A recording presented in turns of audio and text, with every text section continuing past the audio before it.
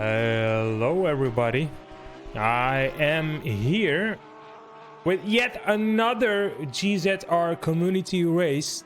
This week we are at Mount Panorama. As we were watching Josh Morris almost go off, well he did go off but almost collide with another driver here. I want to say welcome to everyone. Also to the people that are yet to come here today. I am riding solo today. I don't have a co-host, so just letting you know that one. It might be a little bit I'm not gonna say difficult, but it might be a little bit rough today, but that's fine. I'll try to manage. So in advance, forgive me if I miss out on some action, but I will try my best. You are missing out on some action. I have a black screen on your stream.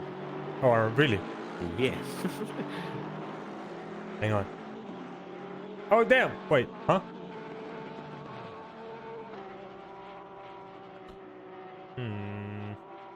Finally, I'm useful during the stream.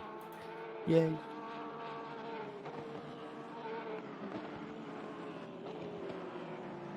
Yeah, I've got a black screen. I hear sound, but... Oh, wait, that's not correct. Huh?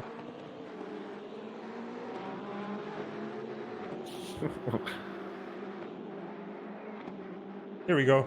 That's it. Professional streamer, by the way. We can edit this out, right? We can edit this out, right? All right, we're back. This time I'm gonna be focused. All right, let me shut this down, and we can go with the flow now. Let's see what the times are today. We are having Tristan Bullwinkle with the fastest lap time at this point. It's 2:01. He's driving in the Ferrari this time.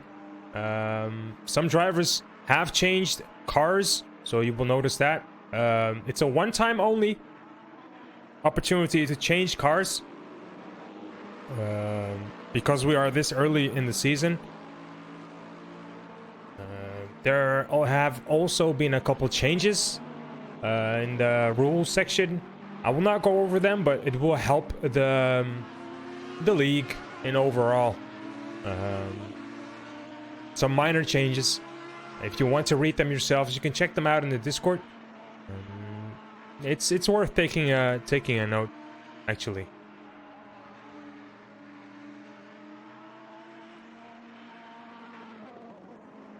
Oh, he's going really close to the wall there. Lexus next to the car stops. As you can see, it's gonna be a tight left-hander in, well, now. Let's see how his exit is gonna be. He goes a little wide here. And he's onto the straight. Bullwinkle now almost going to... Well, he's not green at deltas, so I think he's not gonna be improving on his lap time, unless this is not up to date. Rito, welcome, by the way. He goes over the curb there, which is nice. Field also in the green section. He is third place right now, but he's driving a 2:11. Now let's see if he's going to improve his lap time. No, this was just his out lap. My bad. All right then. We're right now looking at Helbig in the yellow Ferrari. Oh, when he slides. Now, one thing to notice is that Mount Panorama is a track where walls are really close. Always. Scary. They're always close and scary. One mistake and you're out of the race.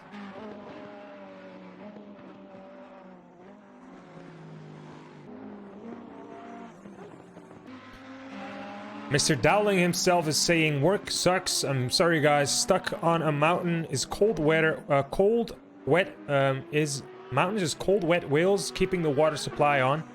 Have a great stream. Dowling, thank you, man. Have a good day. Have a nice working session over there. Be safe. Stay away from Corona. And we'll see you on next time, man. No worries. I'll try to do my best. Helbig now also nice, a second slower than usual. Let's see what the track temperature is here. It's optimum 32 degrees. It's gonna be still sunny in 30 minutes. That's something to keep in mind. It's a little slower this time. Bullwinkle 2/10 up his time now. He lost the 10s. Let's go a little bit further back. 11th position, Kexel. He is driving at 2.2.8. I must say that it's really close in the top 11 again. Everybody seems to be up in the 2-minute 2s and 2-minute 3s after that. All the way up to position 20, I'm seeing a 2-minute 3. And the best times, the best time is Lucas Kreuzer with a 2-minute 1.3. Second position is Tristan Bullwinkle with a 2-minute 0.1. 2-minute 1.6, I should say.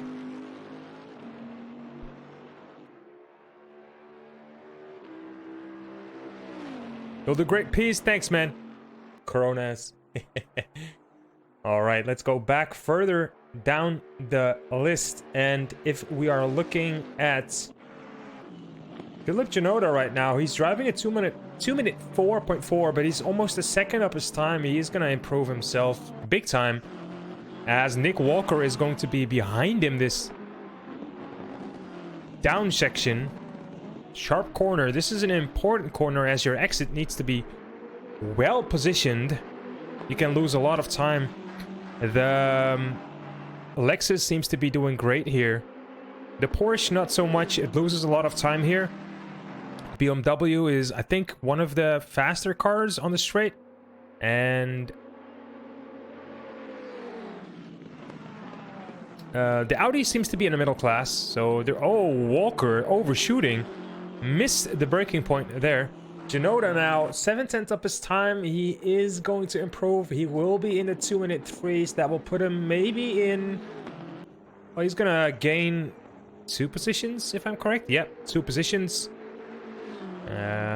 Go team oversteer due to being too busy with school and work. I had to skip this race, but Norbach and Pachas will deliver.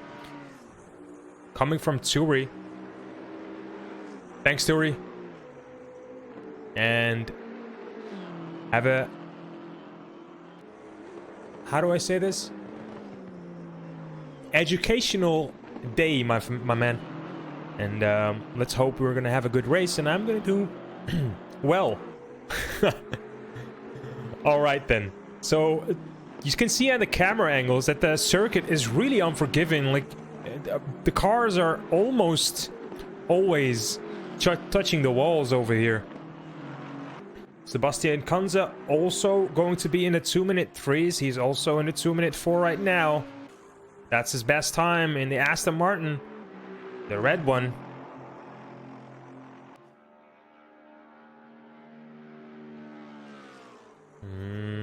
Let me see. Now, there are too many times to keep in mind and to keep looking at. The top 10 is now almost hitting the 2-minute. The 2 minutes, right? Kreuzer is almost like hitting the 2-minute marker. The top 3 is... No, the top 4 is in the 2-minute 1. I could show you the timetables, actually. Maybe this is better to do. So you can see that the top 5, top 4 is in the 2-minute 2-minute 1s. And then from here on, you can see that from position 5 to all the way up to position 16, they are in the 2-minute 2s. Now, that's less than a second of a gap from 5 to 16, which is incredible. I don't think you can put so many cars in 1 second of high-speed pace. So we're definitely gonna see some changes from the get-go. People are going to gain and lose positions, and that's a guarantee. And I should be watching this gap here. I'm already preparing myself mentally for this. And also from position 18 all the way up to 27, it's 2.3 minutes. And then we are ending at all the way at 2.8. Now, this is, I think, not the fastest lap time from Macer. Macer is, I think, still warming up, or he did not have a fast lap time yet. We will see that in a bit. Let's see. He is on a hot lap right now. Let's see how he does. I think he's struggling a little bit.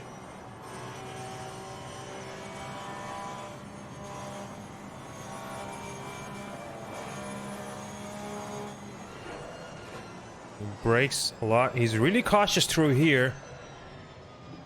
And I think a little bit too slow. Come on, Macer. He's really cautious, does not want to make any mistakes, and I think that's holding him back. He goes on to the straight. Now, the Porsche is really difficult to drive here.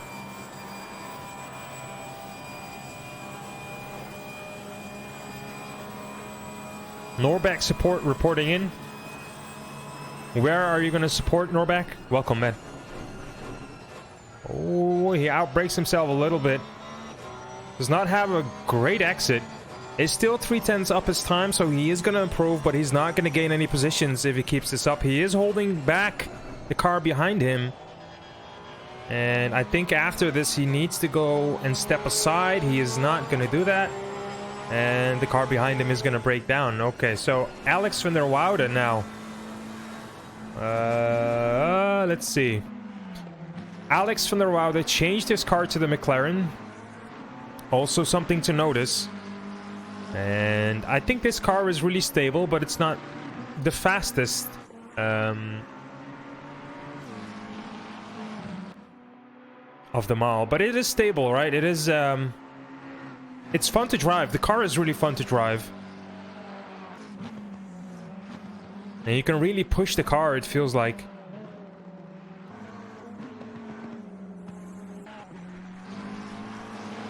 Now, Hillebrand 6/10 up his time. He is going to end up in the 2-minute 3s as well. And that is going to put almost the whole entire field in the 2-minute 3s. We have 3 minutes on the clock. Kreuzer is on a dead-even lap. Bullwinkle is on a dead-even lap. They are outlapping right now, I think. Or, no, they're not outlapping. They're just on their fast lap. Kreuzer made a mistake. I'm not seeing any greens in the top 10 for now. Norback is going to improve on his time. We can go over to him in a bit. As Van der Woude and Hillebrand, the two teammates, are going to go for the last corner here. And are they going to improve? I think they are.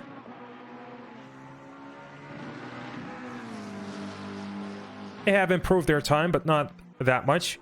But they are in the 2-minute 3s. Now let's go over to Andre Norback in the white Audi. Keep an eye out for him, because he is gonna fight for the top 10, I believe. Because look at these times. Toyer, so the best lap time 2.02.364. Fastest lap time here is a 2.02.364. It's the exact same lap time, but Andrew Norback is 2/10 up his time. Let's go on board and see how he does.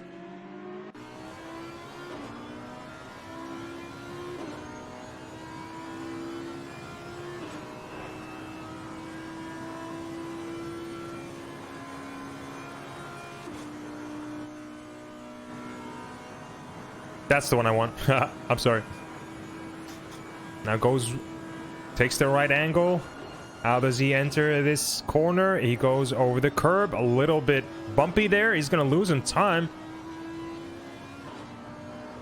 You want to be bumpless over there. You don't want to go bumpy rumpy, as you will lose time. Did I just say that? Bumpy rumpy? But he is going to improve on his time, and that's going to put him on 8th position, which is really great for him. As I said, he is going to fight for the 10th position, I believe. I think that's just me. Yes, the Norbach Fan Club is here. Let's go, man. Let's go. Woo! So what do you guys think? How far is he how is he going to do this race? So you guys are following him. Do you think he is going to be able to, you know, be in the top 10 or no? I think he's fighting for the top 10. As we are seeing cones and the car in front of him, I think that is... Who is that? That's Fernandez. Oh, he touches the wall there. Norbach is going to go back to the pit. I think the Audi is fast, but it's unforgiving. If you make a mistake, you're going to hit the wall. And that's so difficult with the Audi. You can be fast with that car, but it is really unforgiving. Let's see. Now you can keep an eye out for times on the left as well. Oh, that was incident. He'll be all right. All right. Well, let's hope you guys are right. Jacob Cook here is also going to go for a quick lap now. He is in this Aston Martin, which is looking really nice in my opinion. He's on the straight, already 1/10 up his time. Now it really depends on how he is going to enter this this corner. If he's going to win or lose time. Now he loses that 1/10 of a second. He can still make easy time depending on how he's going to go here. It goes really wide. Really wide. You don't want to go that wide over here. A little bit lift, steer in.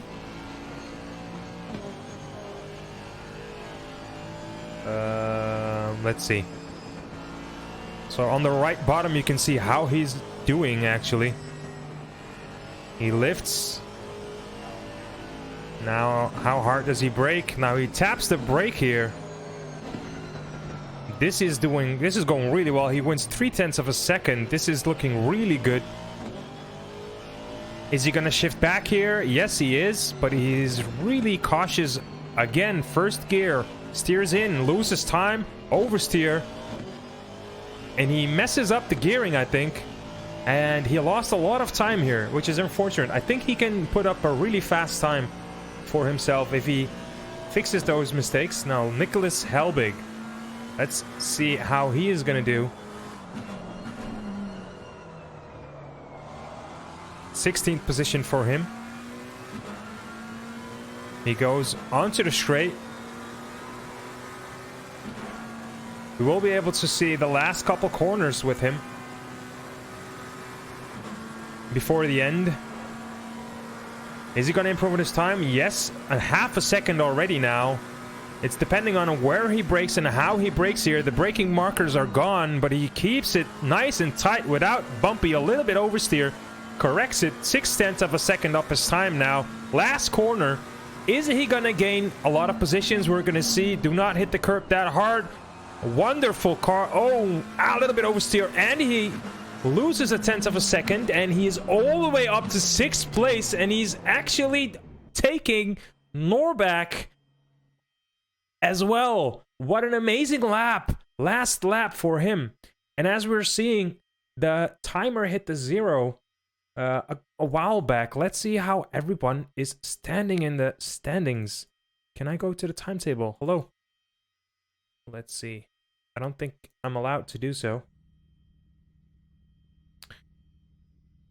Well, I can tell you that Kreuzer is first, Bullwinkle second, Marcel Fusey third, Nick Walker actually fourth. Nick Walker all the way up to 4th position, which is amazing work for him, as he was struggling to, you know, be in the top 10 in the last couple races. Let's see how this is gonna... Okay, here's the timetable. We can watch it together. Filled 5th position, Hillebrand 6th position with that amazing last lap in the McLaren, which is amazing. I think he does a really great job. Kaiser 6th position in the Lexus. As I said, the Lexus is really fast on the straights. He is going to win that time, but the Lexus loses time up mountain, I think, because it's, you know, it's a loose car, and it needs time to steer in, and you don't want that if you're uphill. But all that time the Lexus loses uphill, gains back on the straights. It is a fast car on the straights. Now Norbach 9, Helbig 10th position. Norbach is definitely going to fight for the 10th position. I think that fight for 10th position is going to be something that we could keep an eye out for. Tower. I'm sorry for ruining your name. 12th position in the Bentley. Piers, Pachas, Fernandez, Schelfthout. I think I ruined your name again. Eckstein, Kearns, Pavlicek in 19th position. Kexel, Morris, Josh Morris in 21st position. This is not a place where I am used to see Josh Morris. I think he's struggling a lot. Cornelius, Pikalauskas, I ruined that name as well. I'm sorry. Knox Hope, Maru, Janoda, Kunze, Van der Woude, Brappet. Damn, Brappet all the way into 29th position. If you're going to look at the silver boards here, you see 47 is 1, 2, 3, 4, 5, 6, 7th position in the silver class for Brappet. That's not a place where I am used to seeing him. This might be a hard track for him in that Aston Martin. Oh, no, wait. I'm sorry. Yeah, Aston Martin. I'm not really sure about that. And then we have the red colors. That's the AM class. Now let's see who's first in the AM class. That's going to be Kearns in the first place. Knox Hope in the second place in the Audi. Now,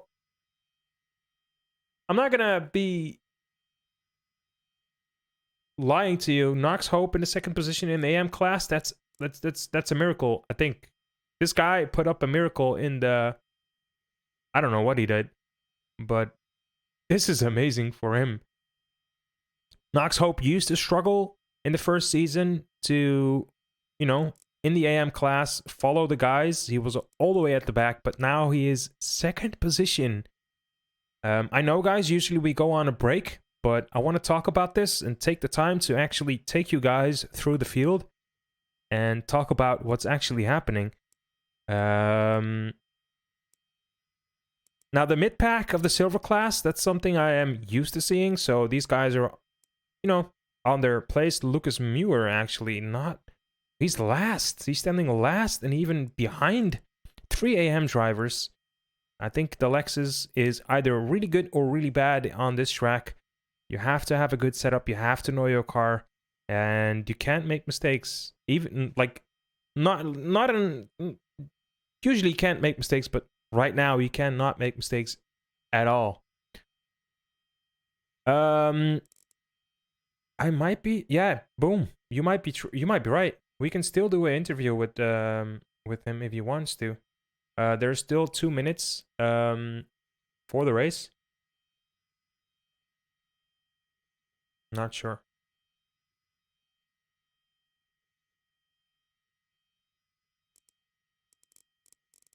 So yeah, that's the field, guys. Let me know if you see something that is out of the ordinary. But I think Kreuzer first position, Bullwinkle actually second. That is really nice to see. Now Fusey third position. That's a name that I'm not used to seeing in the third position. Nick Walker actually really great. You know, really great to see him in fourth position. He's doing really well for himself. And I think if Nick starts up in fourth position and his race is going to be clean, we can see a good driving, racer up in that fourth position. And I think he is going to or remain in that fourth position, or he's going to gain positions, and that's going to put him into the podium, as he is a really, really consistent driver. He does not make many mistakes. Actually, I haven't seen him make mistakes at all in this season. But you can correct me on that. He's gonna do it after the race. No time for it now. Okay, I guess so. I thought so. It's totally fine. All right, the cars are starting. We did not go onto a break as well. We don't have time for breaks, Bork. We don't have time for breaks, which is totally fine by me. The drivers are almost ready. 5 seconds on the clock, and then we're gonna start rolling. I say welcome again, everyone. I have to do this, and we are off. Now I'm gonna start the race looking back like this. And from there on, I'm gonna keep focusing one corner, right? Probably the first corner. Because after the first corner, we're going to be on a straight, and it takes a while until the next corner after the straight. So I'm going to be focusing on the first corner. I think if something is going to happen, it might be happening there. And after that, I will be focusing on Kreuzer again. But I will promise not to watch Kreuzer the whole entire race, as we have many other drivers on the field. But for now, Kreuzer is leading the pack, and we are watching behind him as the rest of the field is following. Now Bullwinkle is saying hello to the TV, and we can say hello back to him, as he must be happy with that second place in the qualification. He is not used to starting at the second place. So we might see a little bit of a tensed, tense shoulders from Bullwinkle. It's really important to not overshoot in the second corner, as the car is heavy, tires are cold. A lot of drivers might overshoot and hit the wall there at the second corner. This is an interesting corner here as well.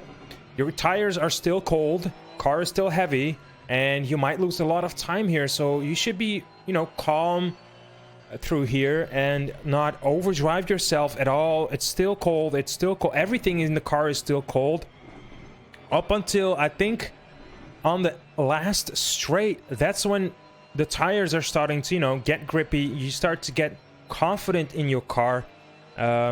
Also, you're coming with a really high pace here. The car is going really fast, and your braking zone should be on point here at this point. If not, you will either hit the car from behind, or you will get hit from behind. There's no way to run, so the only way is actually going through the car in front of you, and we don't want that.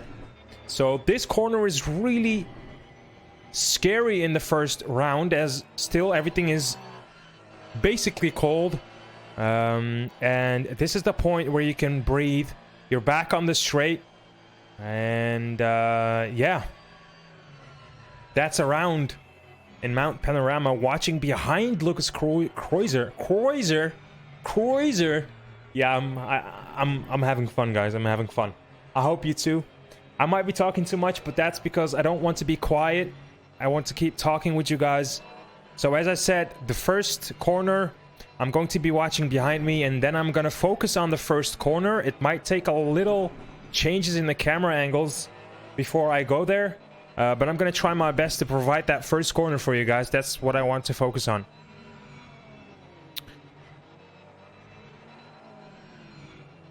Now we have a scary braking zone again. At the beginning of the race, the braking markers are going to be here, so everyone should be able to brake safely. But I think we might see some drivers in the slipstream trying to overtake others. We might see a safety car activated in that corner as well. The first couple rounds are going to be hectic, guys. Keep an eye out for the leaderboard up to 24th position. Keep an eye out for the names as they will change. A lot of names on your screen. Bullwinkle on the outside. We're going to slowly go onto the straight. We're going to start almost here. as drivers are still not ready to go. We are still, well, I think everyone is through the first corner, is right here. I'm kidding, guys. This is the first corner, and from what I'm seeing is everyone is doing a great job for now. And still no cars interrupted. Still no cars interrupted. Everyone seems to be going through the first corner without an incident. This is incredible. It's the first time this season. I am really happy, guys. Kreuzer is... Oh, no. Kreuzer lost it. I jinxed it.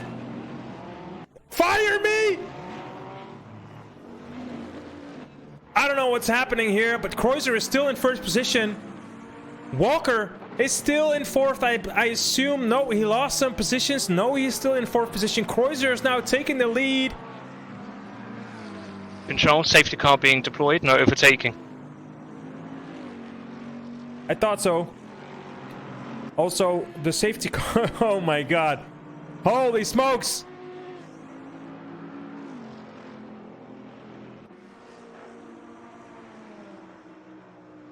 Norbach, fifth position right now. Let's see if that is up to date. Yes, Norbach, fifth position. He gained position. He is behind Walker right now. I will take you through. What a jinx. True. I jinxed it. You can fire me, guys. I'm gonna retire. I should have shut my mouth. Fuck! I'm so sorry. Oh my god, that looked so nice though. Everyone just went clean and no one touched each other, but as I said, it's really easy to overshoot, and Kreuzer actually oversteered in that second corner, and he took a couple of other drivers with him, and that's when the chain reaction started. Now I'm looking for Michael, as his microphone was really loud. I'm gonna lower him or else I'm gonna become deaf. Here we go. I'm sorry, YouTube, because you guys are gonna hear this later. The stream already did hear it. Let me take you guys through the field. I'm gonna get the timetable here. So Norbach, what, first position? How's that? Oh, Norbach, fourth position. Is that correct? No, he should be in fifth. Let me see. Lucas Kreuzer, first. Hillebrand, second. Jens Kaiser, third. Norbach, fourth. Okay, Walker had some damage and he went into the pit lane. That's why Norbach is in fourth position. You're absolutely right, Bat. Walker had some damage and went into the pit lane. Now you will see a lot of pit laners here. Such an unfortunate thing, because I really thought that we would have a clean, clean first round. This time it wasn't the second corner, not the first, but really good to see that we are improving. It's not the first, it's the second corner. You can't hate on this, man. Let's go down in the list. Pavlicek gained 2 positions here. Brapit gained a position, I think. Nick Walker back into 21st position. Josh Morris lost a position or 2. Bullwinkle all the way back to 37th position. Bullwinkle all the way back to the almost last position. Let's try to have a look if he has damage on his car. He is in the pit lane. Is he going to retire? I think he is. You must be kidding me. You must be joking. Please don't say you're retiring, man. Is he gonna keep... Is he gonna... Oh, he continues! PogChamp! He continues! He does not retire, as you can see through the timetables. Here we go. Bullwinkle, let's go, my man. Let's go. Pepe Jam, Pepe Hands. You guys might not really know about this, but I'm really happy for Bullwinkle that he keeps driving and he does not retire, because I am really... No, I can't stress this out enough. I'm really happy for him. All right, Boom is playing a new rule. There will be one mandatory pit stop explanation for this rule. Will be explained after the stream by 90. So yes, that is a thing that is going to be changed. You will now see only ones next to the names, as you know, it's 2 mandatory pit stops. That was a little bit too much, but Michael is going to explain that after the race. We were planning on doing that before the race, but you know, stuff happened and we did not have time for that.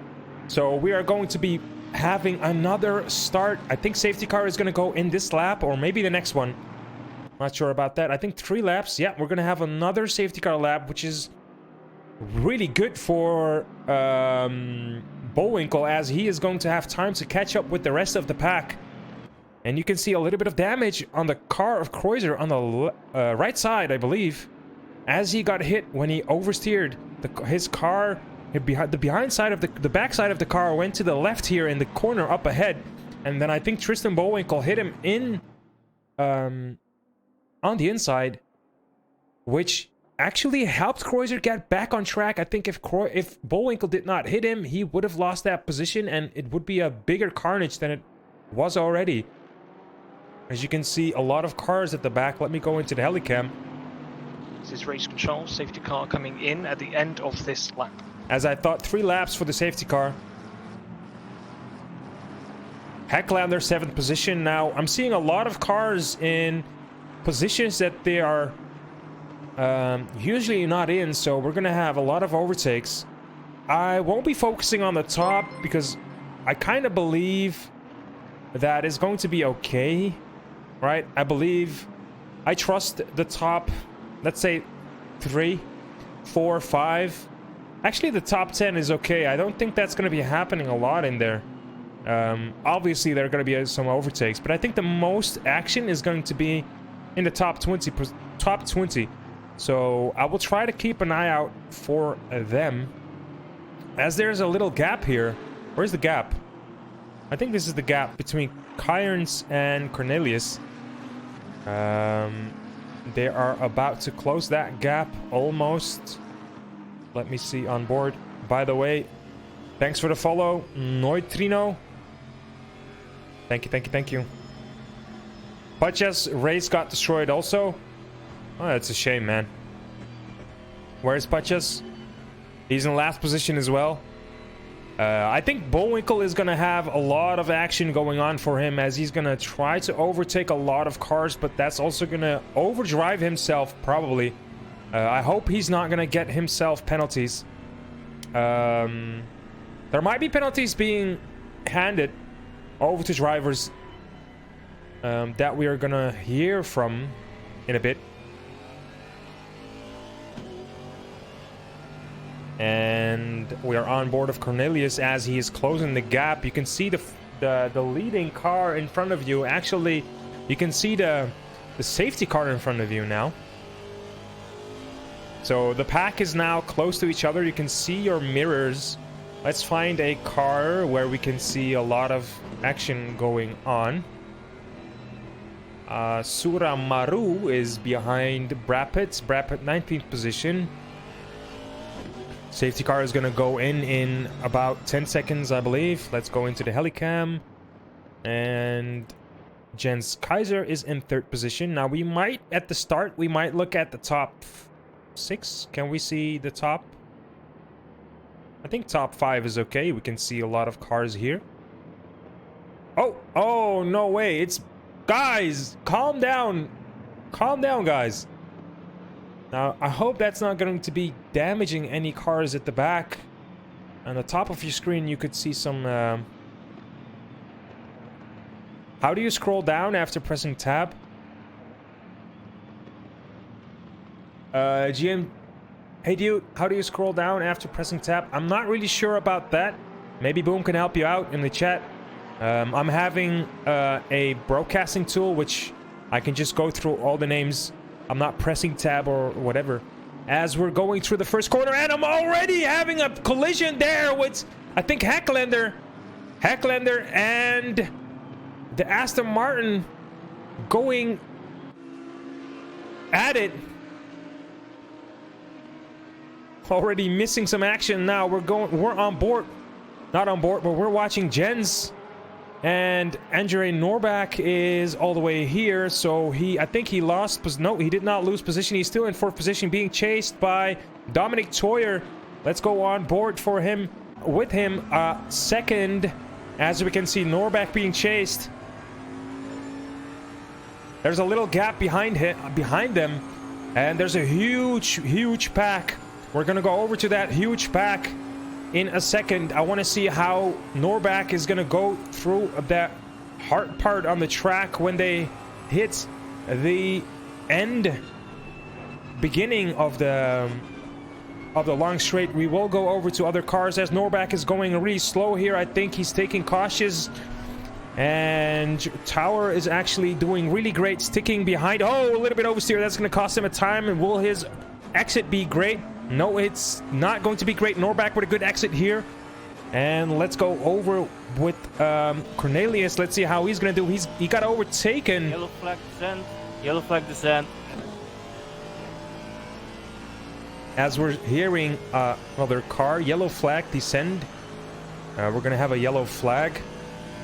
As Cornelius got overtaken here. Green flag, green flag.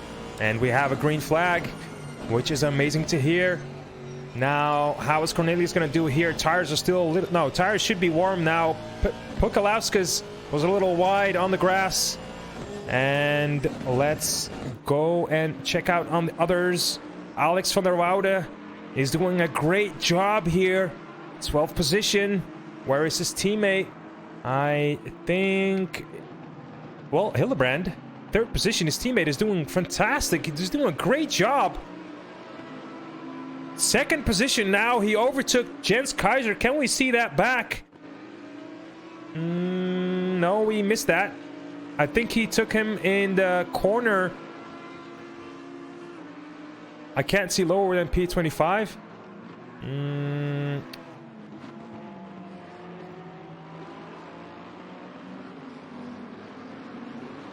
You can hit shift right, I think. Shift right or control right. One of those two. I'm not really sure. I can't help you with that, man. I'm really, really sorry.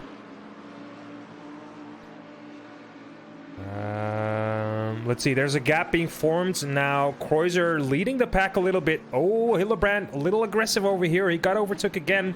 Now he's chasing Kaiser in the Lexus. The Lexus is slow here, keep in mind, but he will find himself some space. Maybe he will outrun him, but Hillebrand is going to have a slipstream here as they exit the last corner, and they're going on to the straight. You can see that the Lexus is a rocket here and is actually giving himself some space and a breather.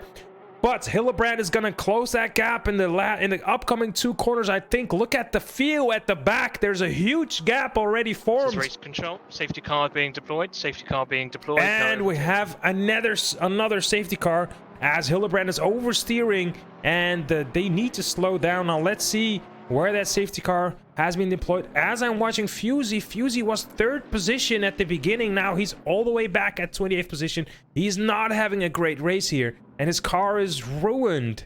His car is ruined, and I feel sorry for him, as he is probably going to retire this race.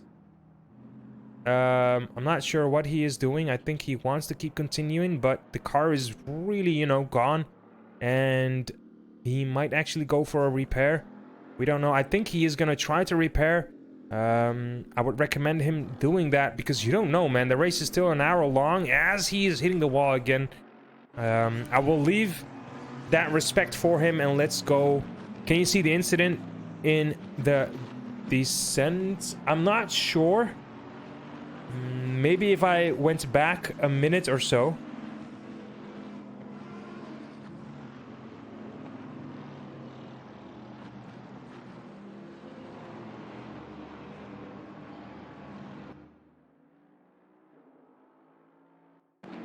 Oh yeah, we can actually. So we are going back 2 minutes in time. We are in the replay here. 2 minutes back in time in the replay.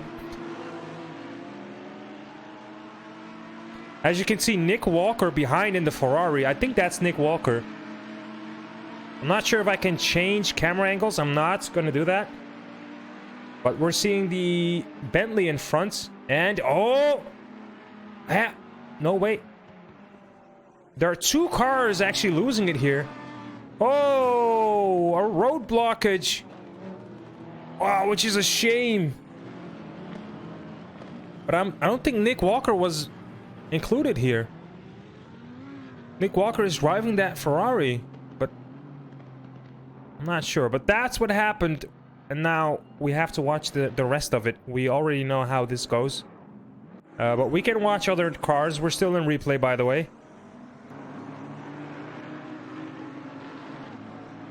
Let's go back. Tom Shipton actually 33rd position, and he's also making a mistake in the replay, and he hits the wall as well, which is awkward.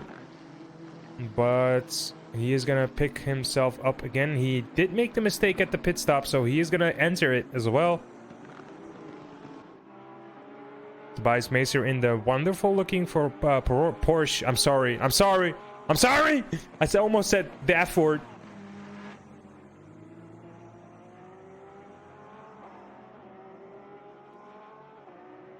And we're still in the replay.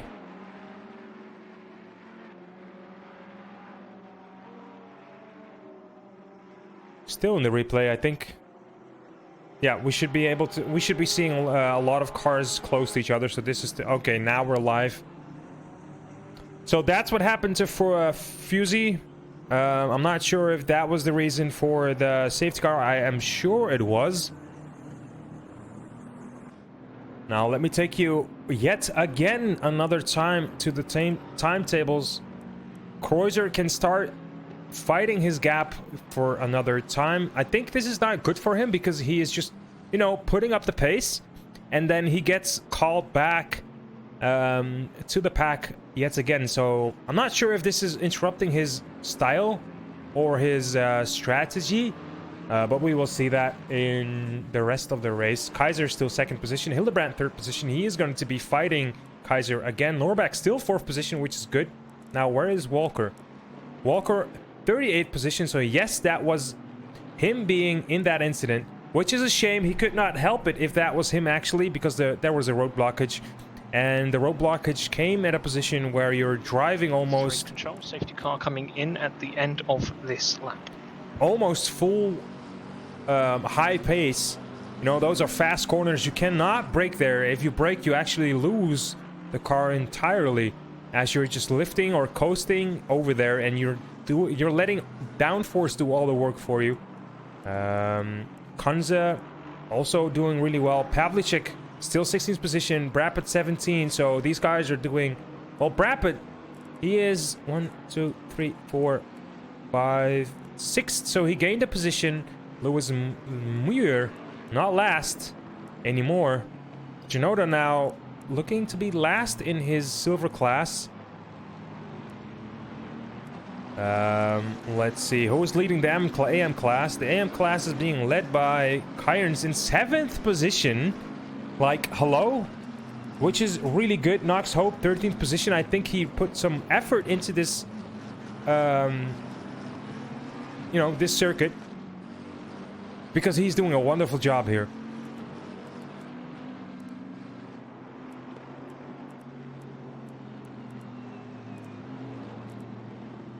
So why am I doing this? I want to look with you guys, as it's really easy for me to talk with you about the positioning. You can see that Bullwinkle gained some positions. You know, he was, I think, 38th, and now he's 32. So yes, he gained some positions. Keep an eye out for Bullwinkle, as he had the second fastest lap time on the field. So he's definitely gonna have some fights for him going on. By the way, guys, don't be shy to let me know how the race is going so far, or what you think about the you know, the commentating. If it's trash, let me know. If it's good, let me know. If I need to improve on stuff, let me know, guys, because I'm open for advice. If I need to retire, just let me know. I will have a talk with 90. Kappa.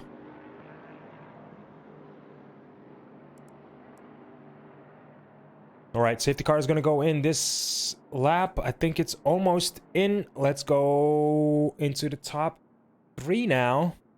And let's see if we can see some action going on. Now, this time I will be going back at the pack. I will try to stay in one corner.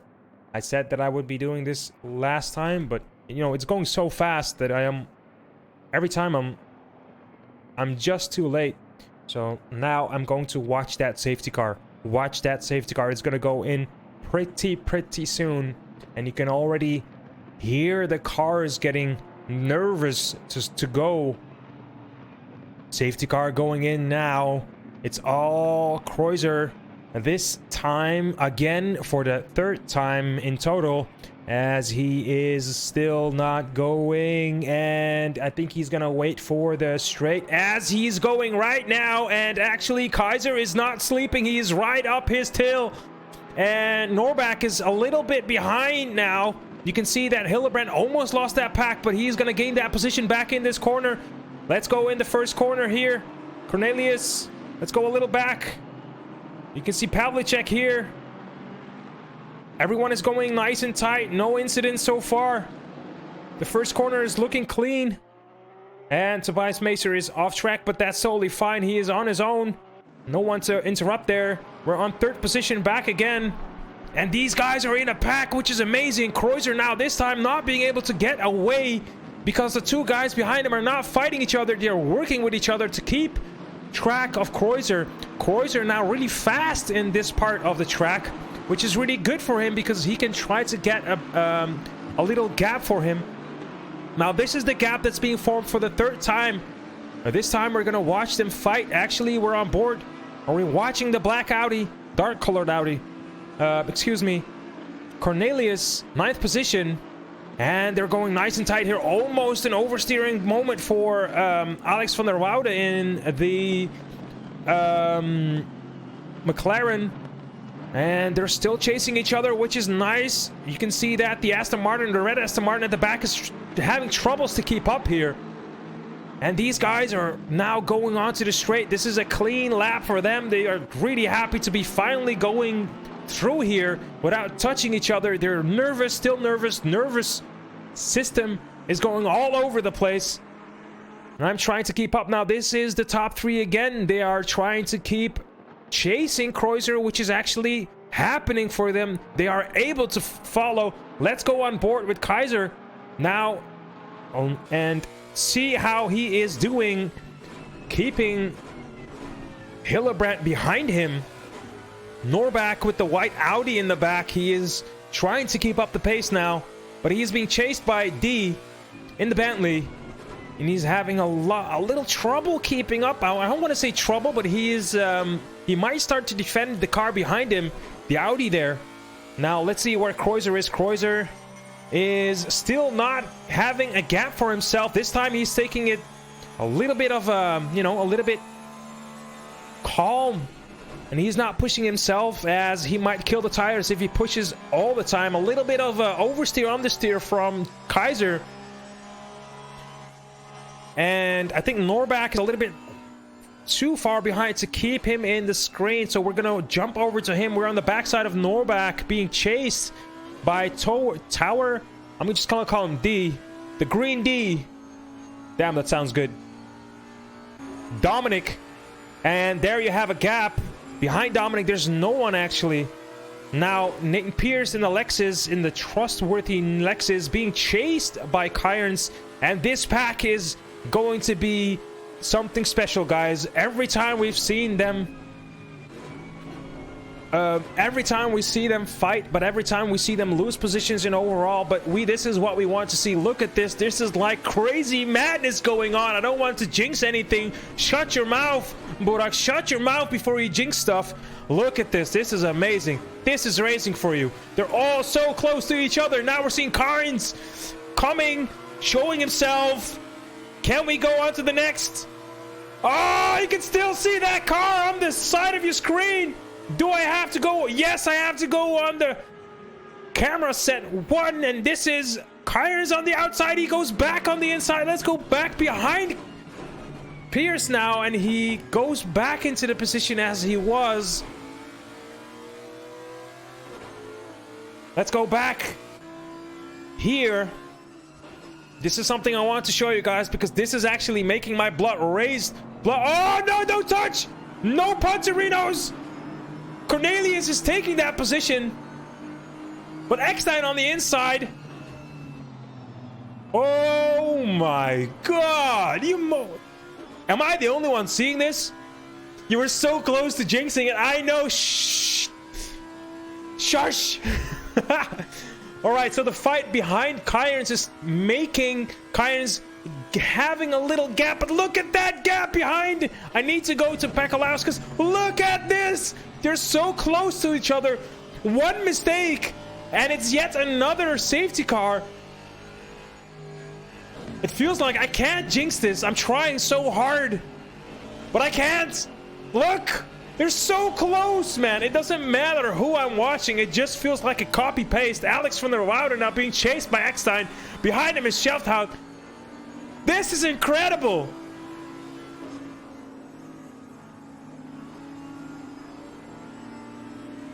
For a change, let's look in front of us. A little bit oversteer from Eckstein, I think. That's Eckstein. No, it's Alex from the Router. And this is the front. Oh my god, dude. It's so scary to look behind you that it's just tempting to look behind you. Now, this corner is really important. Everyone is just nice and tight here, nice and calm. Let's go on to the top here. Let's see. Kreuzer is still being chased. Hello? Kaiser is not giving up. He's not giving him any chance. And Hillebrand is behind that. I am about to jinx something, but I don't know what, guys. Look at this. Norbeck now on his own cannot follow the top three, but the top three is having a battle on his own. It's not a battle, but they're just trying to train and slipstream from each other. Kaiser is not happy having these guys in the back mirror. Oh, Hillebrand coming really close there. His exit needs to be good, and he can go for an action. Let's see how he's gonna do. Let's go on board. Wrong side, Barack. That's the one we want. Like, you can see that Hillebrand just has not enough power on the straight to keep up with the Lexus. But now he has time to make up and really stick with the Lexus. You can see Lexus is always, you know, a little wiggly wobbly in these corners. Kaiser looking to be chased here by Kreuzer, I mean, being chased by Kaiser. I don't know the names, guys. My head is all over the place. This is incredible. I am trusting this. This is not going to change for soon. Now, let's go back here. These guys are still fighting. You can see now Kyron's is having a moment for himself. He's being chased. No, wait, Detour is being chased by Kyron's. These two guys are having a little moment for himself. And then you have a little gap between Kyron's, and that's going to be Pukilauskas. I'm sorry for ruining your name. But now you will see here, you see, I think that's Van der Woude, yes. And Cornelius, they're having a battle for them, and they're chasing. This is good for them. They have Kyron's actually a AM driver, which is in front of them. He is actually leading the top three. The top the top three, I can say, of the silver class, and he's an AM driver himself, so he's doing really well for himself. And let's quickly go behind that. Now, Alex from the Woude has no one close behind him. Shelfhout is having a little gap. He cannot keep up the pace, but this is a battle we can see. Eckstein is now being pinched here with the red Aston Martin. Knox Hope is doing a great job. Still 13th position. Let's go on to the timetables as we're going to go on to the helicam. I don't want to be screaming here. Timetable real quick. An update. Kreuzer, the top three having a battle. Norbeck and Toyer having a battle. Pearson, Kyron's having a battle. Pakalauskas and Cornelius from the Router having a battle. Shelfhout, Eckstein, Knox. They're pretty close to each other. Let's see where Bullwinkle is. Bullwinkle back to 37th position. I'm not sure what happened there. There was a question. Any confirmed retirements? I don't think so. It will come up on your screen. Boom is keeping an eye out for that. He will actually show you guys if there are any retirements. He has a special overlay for that one. And I feel like I'm gonna ruin my voice if I keep this up. I'm gonna have to take a little break in, like, I think half an hour to go for some water, because I cannot stop talking here. Walkie-talkie, huh? So, Field also 26th position. Now all these quick guys are having to fight their way back. I think Field is chasing someone. It must be. Nope, he's not. He's on his own, actually. Field was one of the faster guys today. Kexel, he had a problem. I think Kexel might be out of the race because if I press on his name, the camera is not... Oh, wait. I'm sorry. Hang on. Forget what I said. Kexel is right here.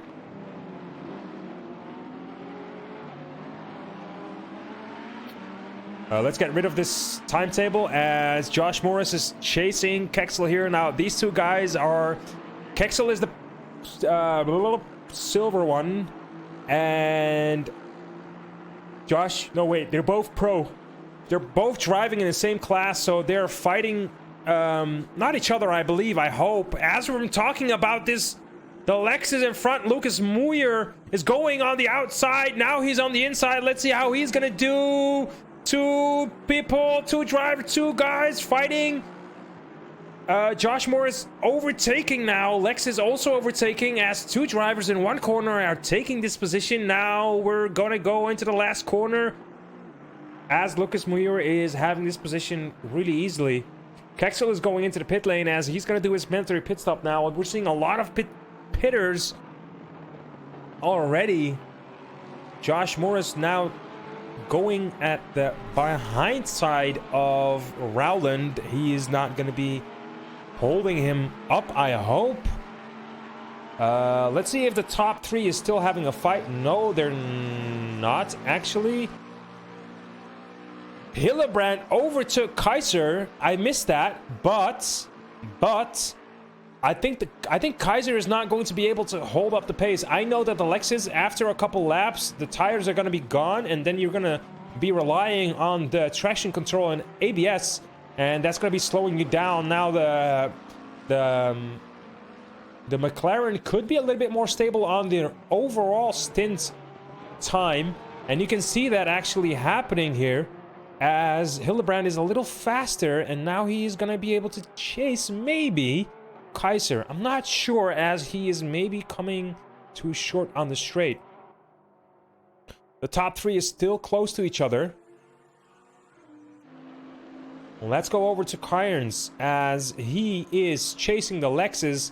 Lexus really fast on the straight, but the Audi is not giving up. As I said, the Audi is not really slow in the slipstreams.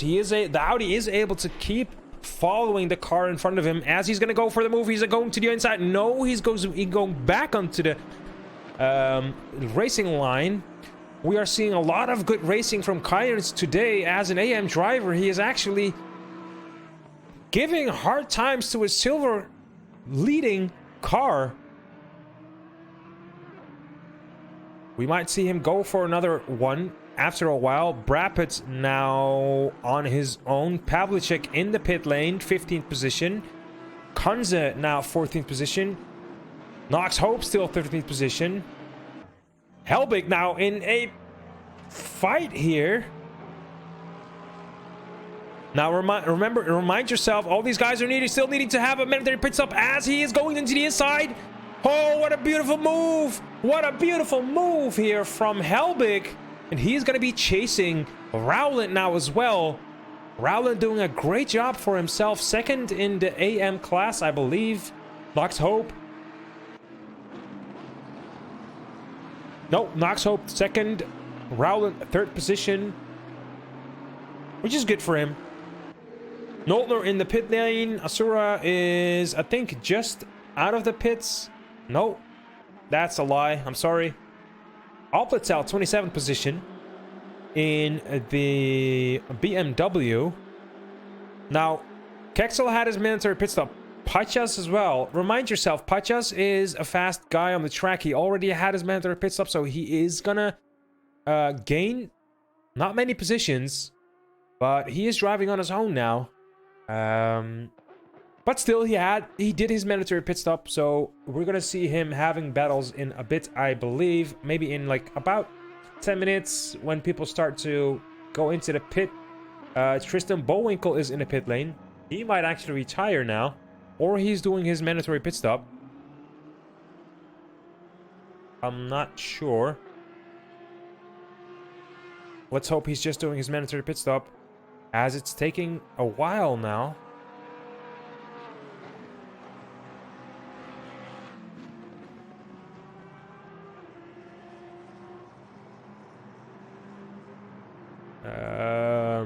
Nothing can be confirmed yet.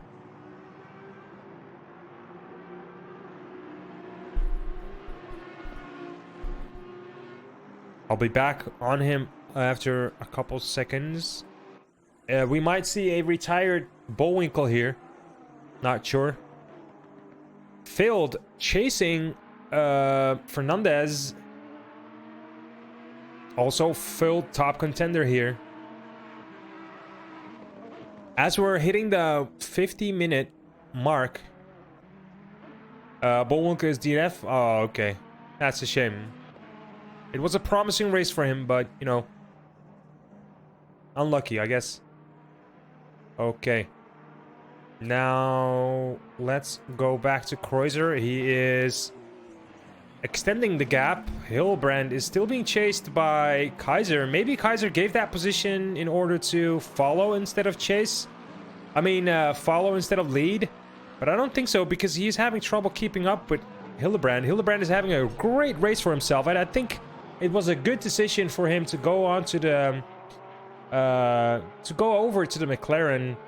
I don't really remember what he was driving before, but it was mentioned by 9 in the Discord, but I forgot. That's my problem. As you can see, now Kaiser is having a great slipstream. That car is just so fast, as he could go for an overtake in the next corner, or the corner after that. If his exit is going to be good, he should not hit that curb on the inside. Let's see how the exit of the Lexus is going to be. It is decent. As you can see, the car on the exit is just a little slow, the Lexus it is. Now they're going back onto the straight. Oh, watch that Lexus gain position as it is faster on the straight. I can't stress this out enough. Hildebrand might defend at the end. Now you can see the Lexus come close. Hildebrand taking the inside, now the outside, and yes! Yes, they're going for an action now. Hildebrand, oh, they touched, they trade, paint, and Kaiser took that position back. Oh, okay, that's fair enough. Kaiser gave that position back, which is fair driving. Really sportsmanship. I like to see that. I like to see that. Now on to the next one, he says, and it's really good to see this sportsmanship actually going on. Shout out to Kaiser actually for giving that position back. He was actually sliding maybe, or a little bit too aggressive for taking that position. But Hildebrand going from the defending line to the racing line. Not sure if that was a smart move. It did help him to remain in that position. Now Cornelius is... Well, this pack is coming closer to each other again. As you can see, Pakalauskas is slowing down a little bit. And 7, 8, 9, and I think 7, 8...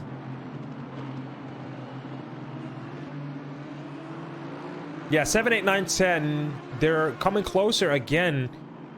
The Audis are pretty fast through this section here. And now they're going onto the straight. Bentley is probably also fast here. I'm not sure. I think they are. Chat, are the Bentleys fast on the straight? Yes, right? It's a boat. A lot of power. This is race control. 5-second time penalties. 25 and number 3, of course, in collision. All right. I love that calm voice of race control. Shout out to 9 there. Hello 9. Hello.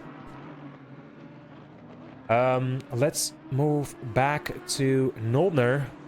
Noldner is having a fight for himself. We can go back 10 seconds and see what happened here. Noldner now on Yep, Noltner now on the inside. I think that's a car that he's not racing, or maybe he might. No, I don't think so. Let's see. No, he's not. He's not racing him.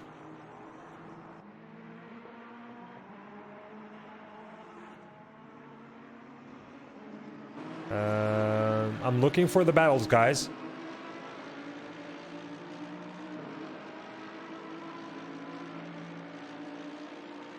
I have to be honest, I lost track myself as well, but we'll pick it up. So 17th position is being chased by not by the car behind.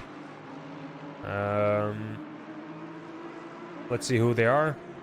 So it's Farish chasing Rowland. That is correct.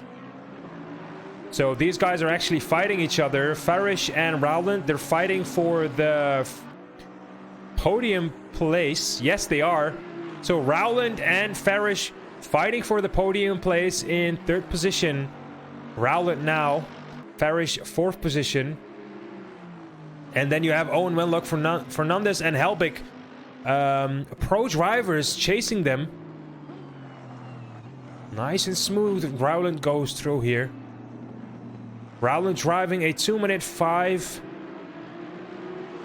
Farish driving a 2-minute 5 as well. So they are at the same pace now. Farish might be held up, but we will see that in a bit.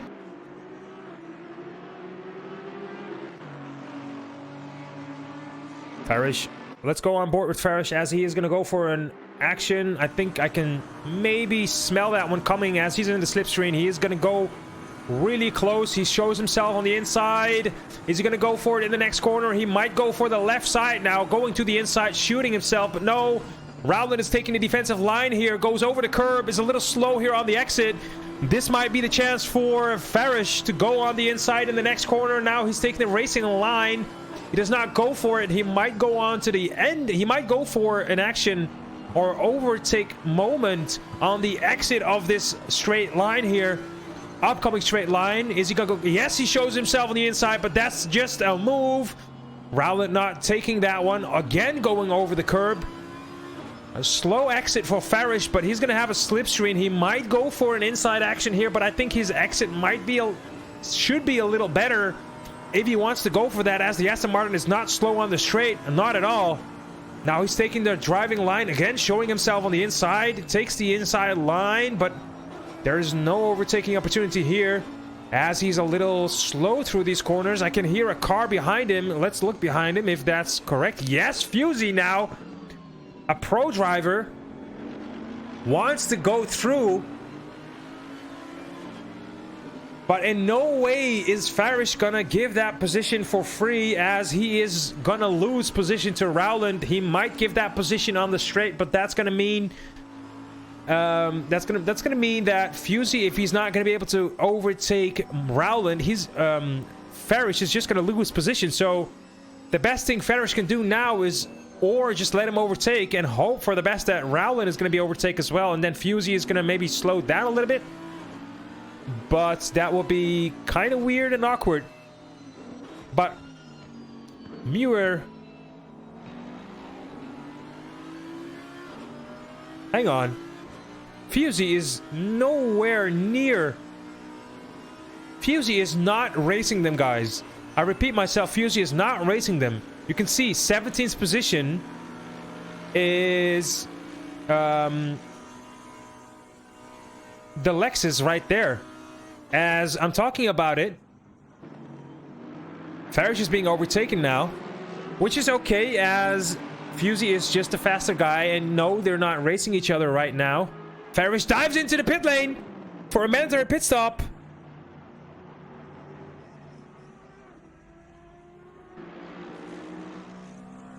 As Rowland is still going, Fusey looking for an overtake moment. He does not want to waste any more time behind the slower cars, as you know, they are no way obligated to let them pass, because he is just one entire or two entire laps behind. Let me see on what lap Fusey is. Fusey is on lap 17 and the rest are on lap 18. So Fusey is just one lap behind everyone, but still going. Let's go over to the top here. Kreuzer now leading the pack with 3 seconds, almost 4 seconds on Hillebrand. Still, they are close. There is Hillebrand going over the hill. And behind, it's still Kaiser. Norbeck still 4th position, which is really great for this guy. Kaiser's now 5th position as a amateur driver. Guys, can you believe this? But if he is faster, Fusey is the one that has the blue flags. True. But if he is faster, he can pass. I think he is going to do that. Yes, he's going to ignore the blue flags as he is the faster guy. He's not going to hold them up, right?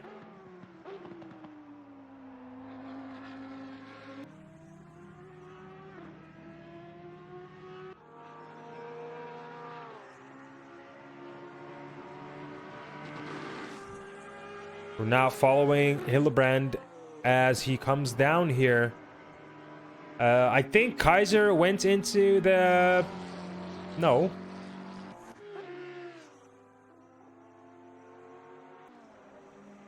There's Norbeck.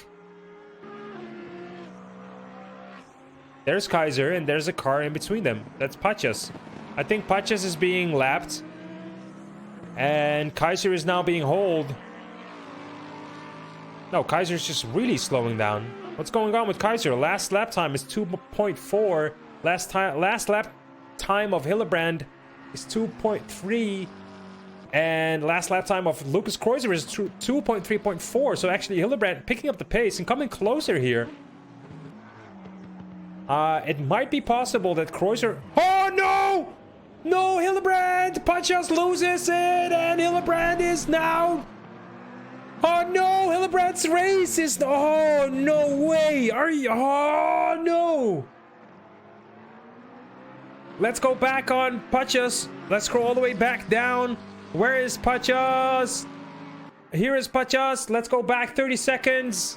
And let's see what happened. Actually, he lost it somewhere around here. That's my phone being unplugged. And there... No, that's not him. The white Audi, that's Pachas. He is going wide here. Is he gonna touch a wall? No. Where did he lose it? Why did he lose it? It's Farish.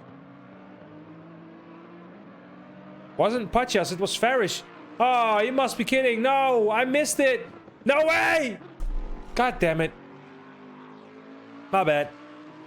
Hillebrand now in the pit lane, but we've seen the collision. Farish spun out. Oh, no. That's going to be a race for Hillebrand. Lucas Kreuzer now, a happy little man. Happy young fellow. 8 seconds now on Kaiser. Now, remember, guys, it's not over. We've seen Kreuzer make mistakes and actually being forced to go into the pit lane. Yes, it's 8 seconds, but he cannot He cannot get lousy. And I know that the Porsche is being more unstable as the race is going longer and longer. As the car is getting lighter, yes, but the tires are going all over the place. And he still needs to do his mandatory pit stop. Keep that in mind. As everyone needs to do that, but still the race is not over, guys. 40 minutes, it's a long time, a lot can happen. Norbeck, 3rd position. He is having a podium place. As the chat was right with him, they said if he is able to keep his mind concentrated and if he's not going to make any mistakes, he can actually gain position, and he does. He is on the podium right now with a little bit of luck, but it is a podium place. Now he just needs to bring it home.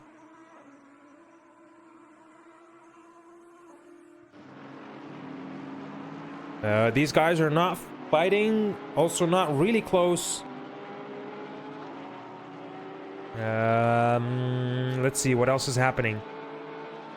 Pavlicek all the way in 28th position. He did his mandatory pit stop. Now, let's see the guys all the way Dominic. Dominic, where are you? Dominic. He's 12th position. Dominic. Dominic is the gap forming between all the guys. Like, the top 11 still need to pit. All the guys from position 12 to like and down still need to have their or did their mandatory pit stop. I can't find my words here. As Cornelius is being chased by Dominic. Dominic, the pro driver, chasing his silver class. Yes. And he might take him on the straight. They're both driving a heavy car, fast on the straight. As Dominic goes on the outside. And Cornelius is not defending this, which is a smart move, in my opinion. He should not fight this, as Pierce is only going to come closer.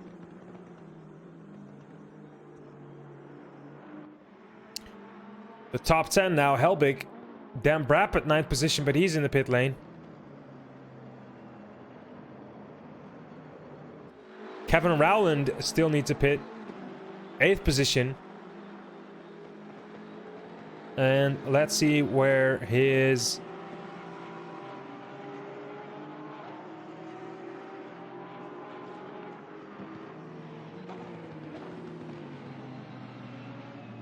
Top contender is. It was Kyron's, I believe. No, wait. Rowland, 4th position, still needs a pit. And I think it was S. Kyron, 7th position. Yes. No, it was Farreth. Farreth made a mistake. And where is he? He is now driving in 33rd position. He dropped all the way down. And let's see. Is he fighting? Yes, he is fighting Team Macer with a 5-second penalty. Is he having some damage on the car? Let's see. It looks like his car is clean. He's not having major damage.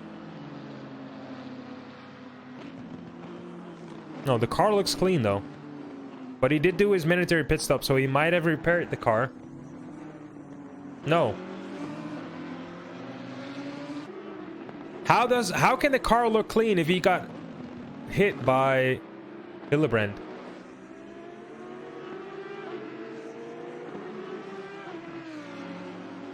Interesting. I might miss out on some information here.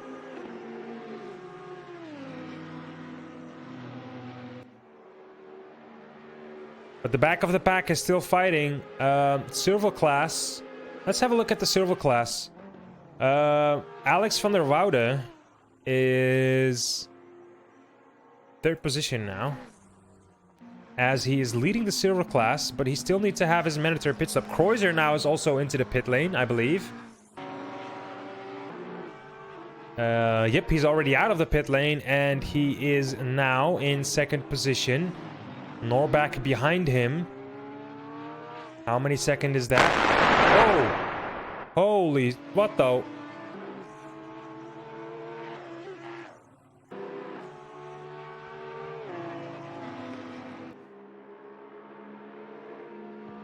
I'm afraid of going back to Nicholas Helbig. Might happen again. Now, the car of Kreuzer is really dirty and has damage. Wait.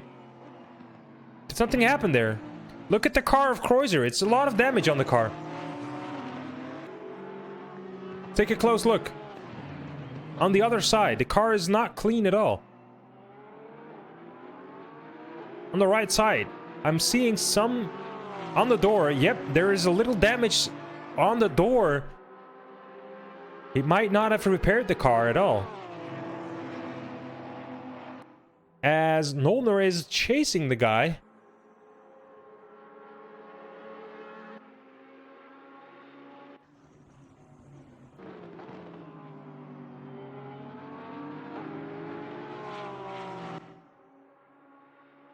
Here's Helbig, 3rd position. 4 seconds behind Kreuzer now. But Helbig still needs to go into the pit lane. Kaiser 12 seconds. There's a difference of 12 seconds now. And in third position in the pro class is Norback. In seventh position. How did Norback go to seventh position?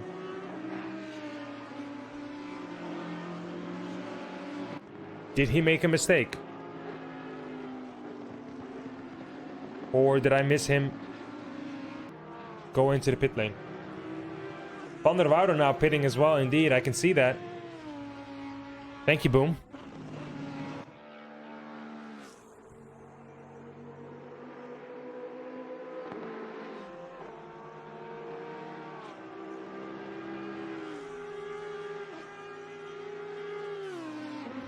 This is race control.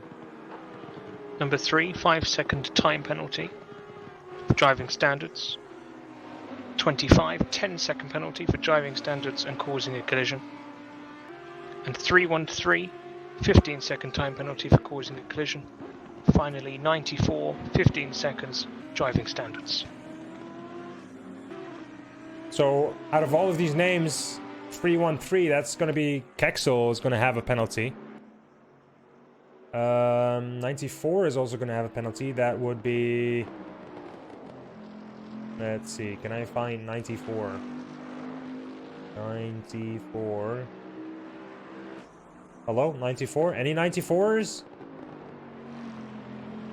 Boom is probably going to be faster with, than me with this. I hope not. I can't find 94. It was probably not 94 then.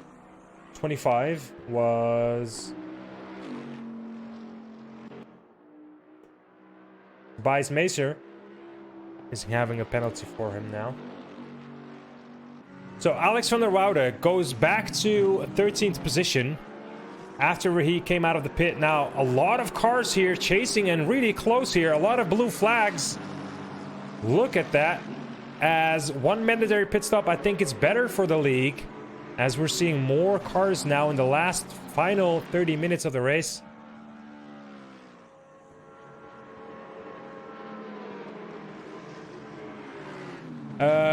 I can't say that, but I think Boom is able to say that. Number car 121.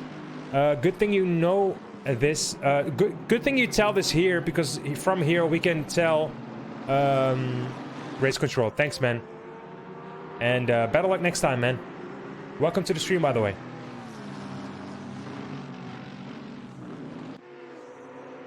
Marcus Noltner out of the race because his game crashed.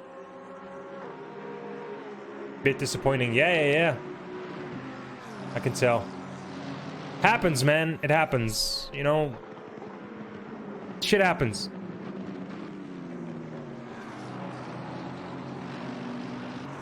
We're still on Alex van der Woude. He goes a little wide here. Fusey behind him. Fusey having a great comeback, I believe. He is, you know, putting up the pace.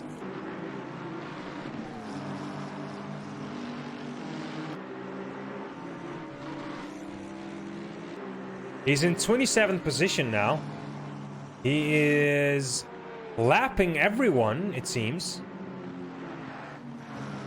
We should keep an eye out for him in the last 30 minutes. As Brad Pitt is giving the position to Van der Woude. And I think Fusey is going to come there roaring through that corner. Yes, it is. Look at that pack. A lot of blue flags here. Oh no, Bakalowskis! No way! He goes off! Can we see what happened? Yes, we can. Let's go back 30 seconds.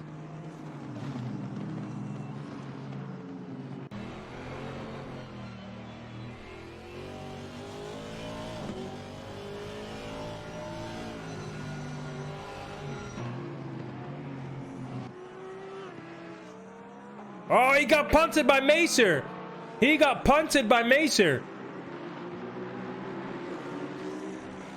Shipston being able to slow down. Oh, he got punted by Mason! That's a shame. He had a great race. He had great battles overall. He's now back on the field. Hopefully not with too much damage. It depends if he goes into the pit lane. No, he's not going into the pit lane for repairment. I think it is manageable. I hope so. Lucas Kreuzer, leader of the race, now is 5 seconds in front of Kaiser. No, that's gonna be... that should be more. Hello? 5 seconds?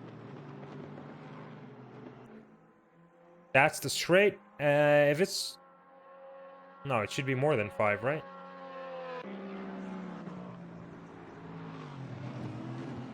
Now Kaiser comes... yeah, I think it's about half a minute, guys, not 20 seconds. About half a minute.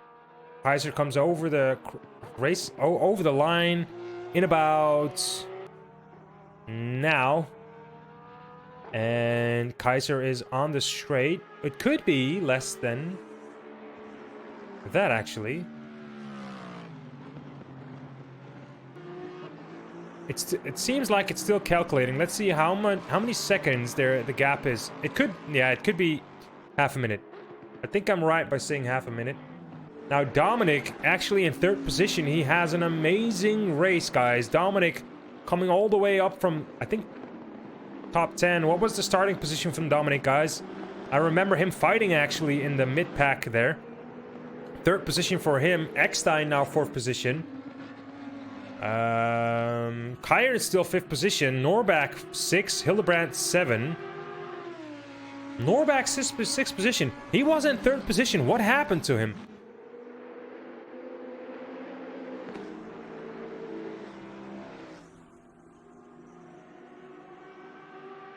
Mind you, Hildebrandt actually on screen right now. He is really far behind the pack, but guys, he is behind Norback almost. Let me refresh your mind. Hildebrandt actually punted off. Not punted off, but he was actually in a incident, and now he is back, putting up the pressure on Norback, which is amazing. Hildebrandt driving like a crazy guy today, which is really good to see. Really nice. On the back of Kyron's. Let's go on board with him.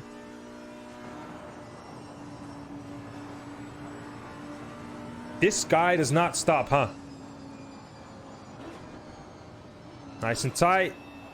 Last lap time 2.5, so he is overtaking and he is fighting. As the lap time is not fast at all, but he is putting up the pace, as you can see. Now the next guy after the Audi in front of you is actually... oh, we're on board with Norback. Hang on.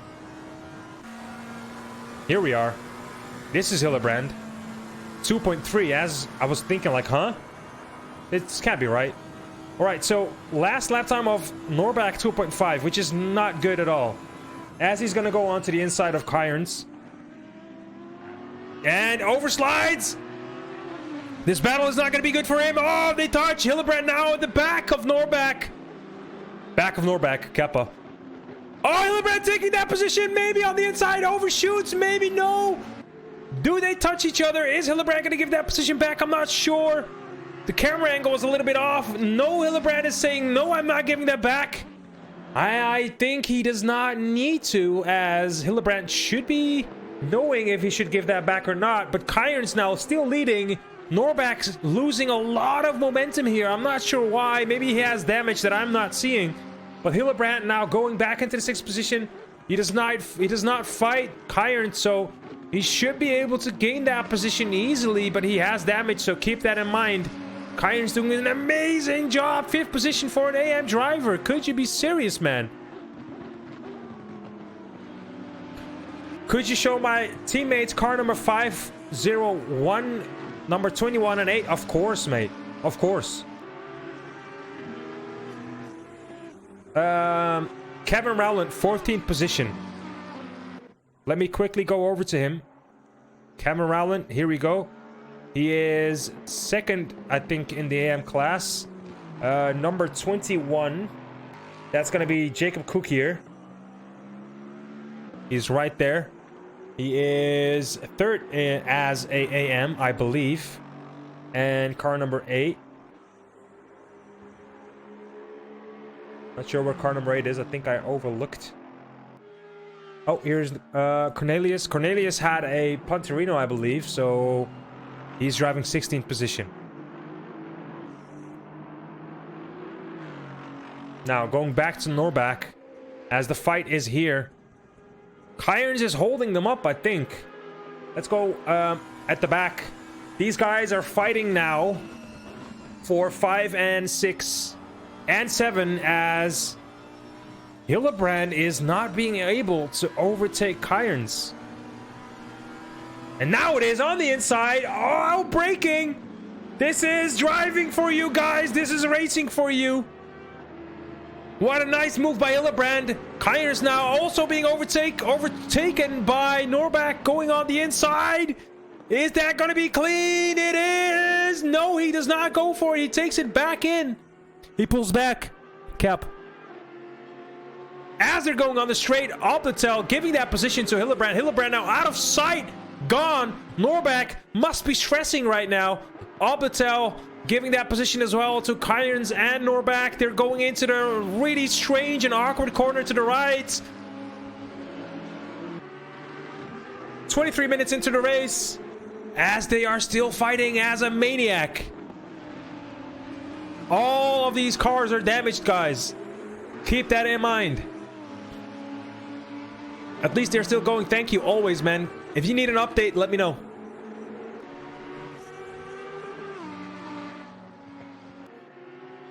Hillebrand going still fast. Let's see where Lucas Kreuzer is now.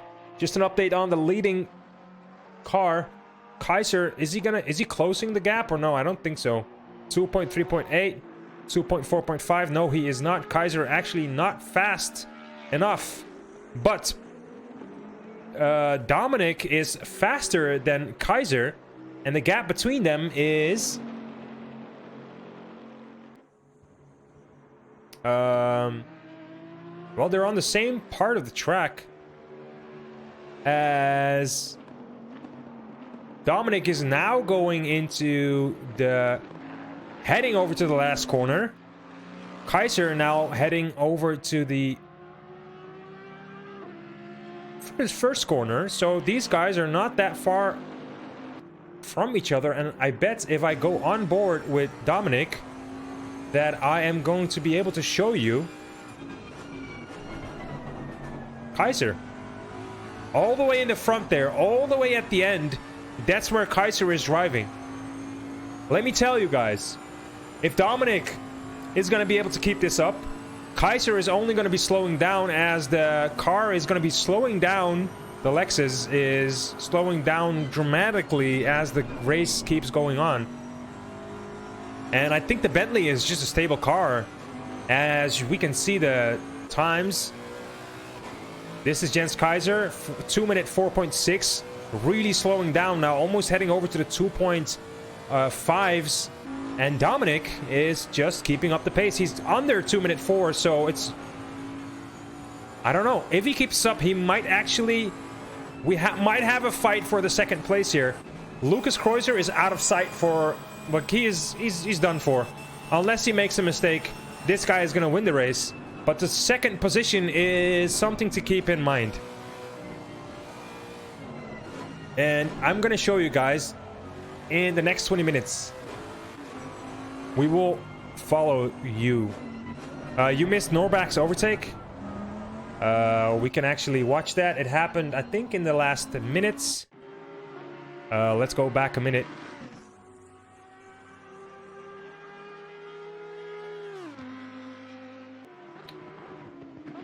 Who did he... I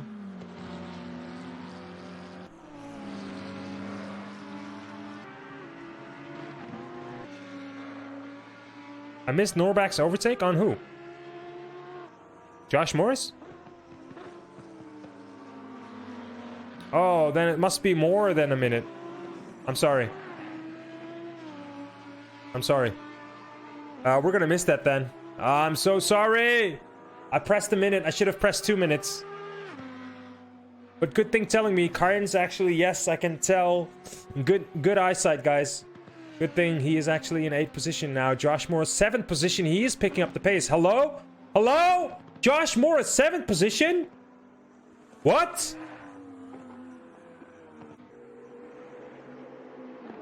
Hillebrand behind Eckstein now, and he is really going at it, guys. I think Norback could be happy with a top 10, right?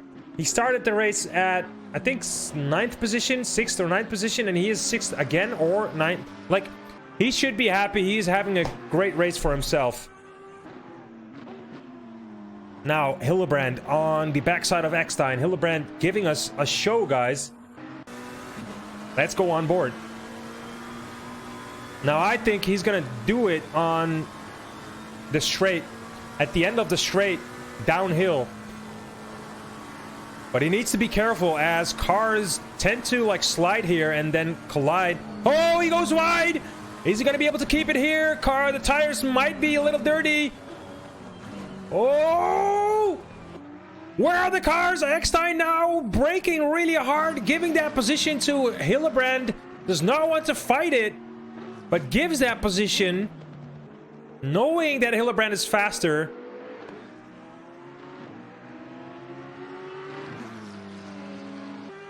Hillebrand, 3rd position. Dominic.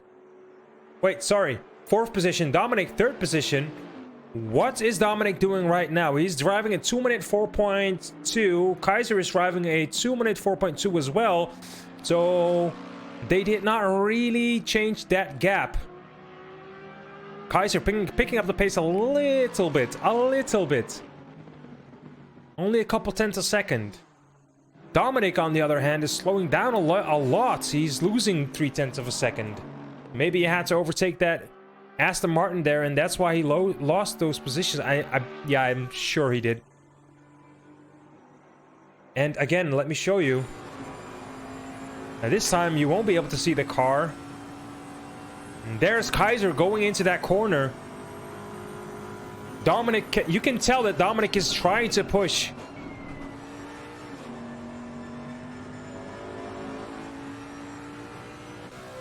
Being able to see Kaiser on the straights must be tempting to push that car.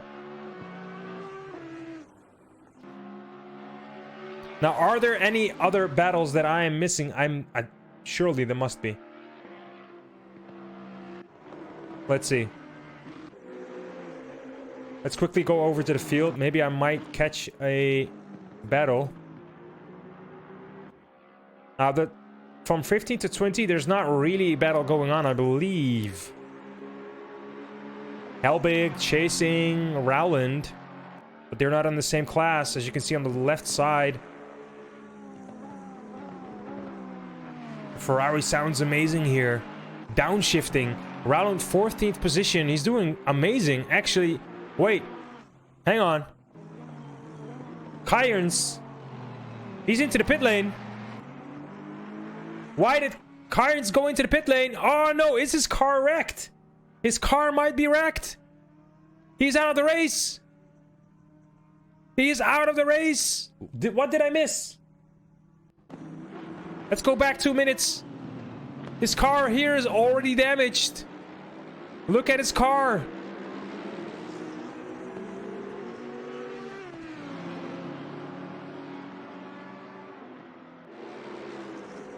Can I cancel the replay? I'm not sure. We are in the replay now as Kyron's is just slowing down. I think he wrecked his car somewhere. And I think he might be out of the race. Now Rowland being chased by Helbig. Again, we are in the replay. Yeah, I think he wrecked his car. Still in the replay as Rowland is being chased by the Ferrari. Now, when we exit the replay, I can tell you that Helbig is still behind. Rowland on my screen on the right, but that might not be the actual timing. So I'm telling you, it might be changing after a minute or so. As I went back to see if I could see the wreckage of Cairns, but I was not able to. Now, Rowland has been overtaken. I'm letting you guys know, Rowland has been overtaken right now. So that's roughly gonna be, well, it depends on how far I went back. 2 minutes is a long time in racing world.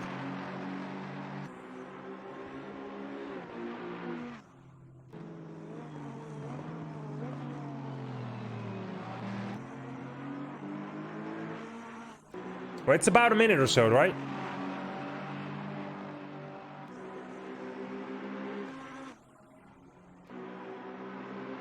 Helbig really putting up the pressure, as we can see, still in the replay. Now we are in live mode.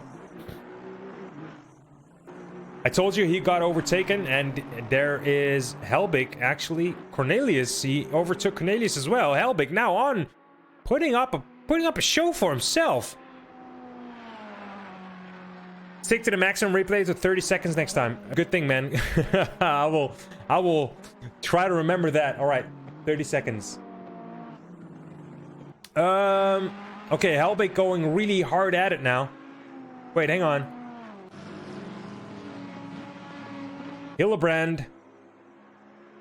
And there's Dominic. Oh, you must be kidding me! You could see Dominic on your screen. Wait, hang on. Norbeck putting up the pressure now again on Hillebrand. Not really, but Norbeck not giving up at all, but he got overtook. No, he did not get overtaken by Eckstein. Eckstein now being chased by Norbeck. Norbeck picking up the pace. That's correct. Hillebrand now chasing Dominic. And if I look at Dominic now, and I'm looking behind him, we might be able to see Hillebrand in a bit on the straight. No, just not. Just not. Let's look in front of him.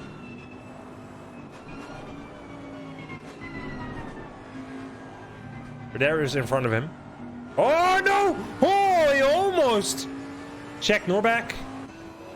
I'm checking him.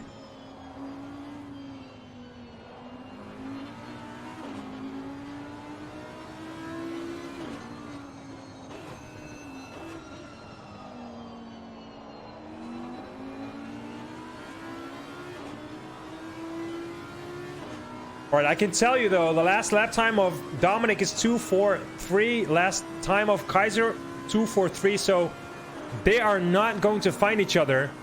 But Hillebrand might find Dominic, and Norbeck might actually overtake Eckstein, as that Audi is really going all over the place when he's braking.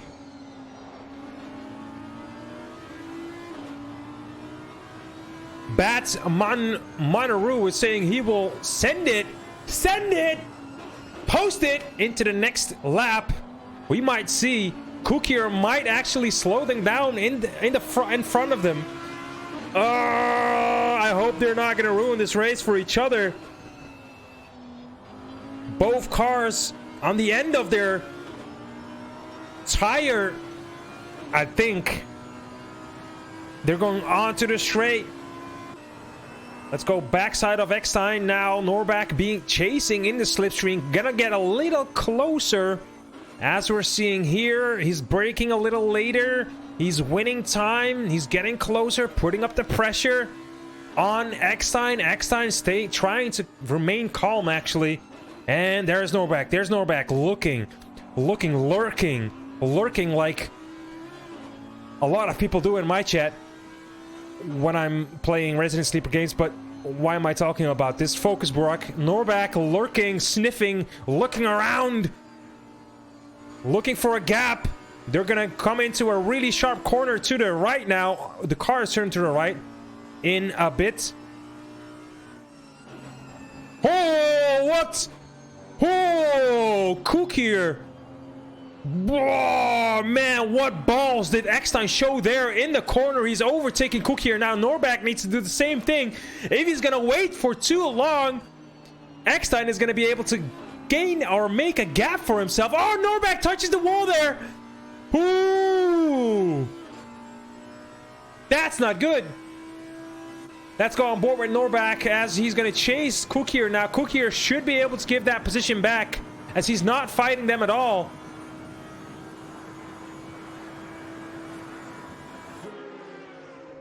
Going uphill. Oh, Eckstein now, as I said, Eckstein making a gap for himself. Norbeck not being able to keep up.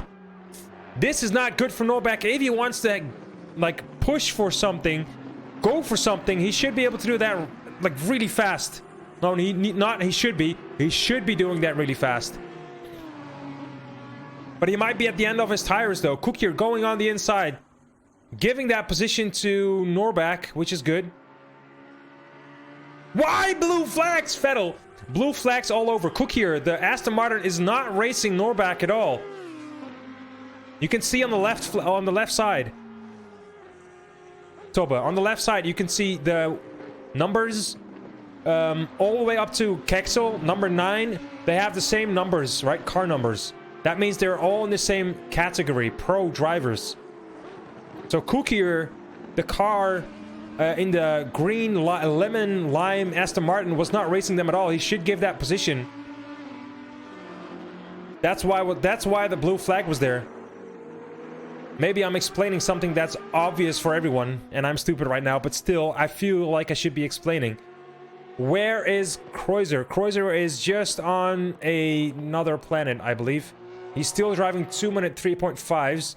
Kaiser now driving 2-minute 5s. Hello, 2-minute 5.3. He had some trouble, I believe. Dominic 2.4.1. He gained a huge chunk of time there.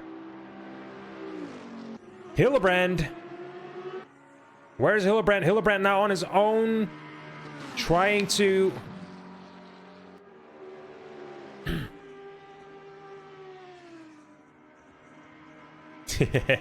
Exactly, I want Cookie to move. All right. Amazing. Cook here now on his own. I don't think he's gonna find Dominic, as Dominic is pushing as well. But Hillebrand driving 2.3.5. He's driving faster than Lucas Kreuzer right now, guys. He's driving faster than Lucas Kreuzer right now.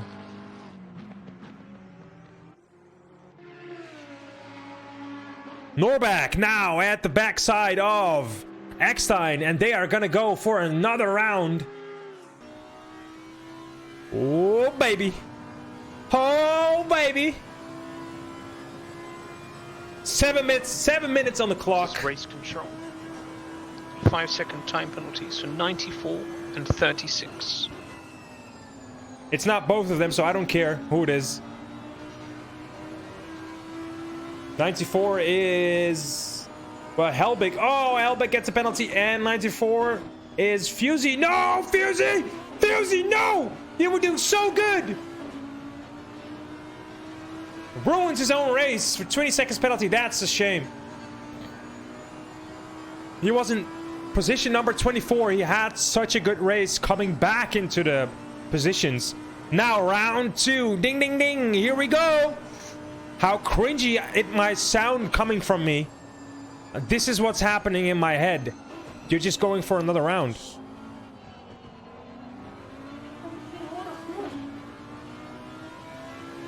As Norbeck is going a little slippery slope there, oversteer moments. That whoa is coming really close again. Second time that he touches it. I think he's ruining his car every time he touches that, but I think he overshoots his car in that corner, braking a little too late. He needs to adjust a little bit more, knowing when his braking marker is. Car's getting lighter, tires are getting done. I'm not sure if he's going to be able to put it off. It feels like Eckstein is a little bit more zen going through this race. And Norbeck might overdrive his car, wanting it too much. We will see, though. They're still close to each other. And Eckstein driving at 2.3.8. Andrew Norbeck driving at 4.2, but still they're close to each other. That doesn't give a I don't give a shit about the times, Borg. Shut the fuck up about the times. Maybe low traction control and trying to get a really fast exit. Maybe that is, but he's not doing it right. That I can tell. He's just overdriving the car. You can tell. You can see. You have to agree with me on this. He wants it too much, maybe. And now he's coming close. Now he's coming close. And the blood pressure is going to rise. Heartbeat is going to rise as well. Palms are sweaty. Eminem came to mind here. Feels like round 3 already. Or round 12. We're late in the fight, guys. Late in the fight. Oh, over. The car is sliding. Drifting almost from Eckstein. Norbeck taking it slow here. Puts the pressure off, just coasts. I want to see this guy's basic HUD. I want to see how he is driving.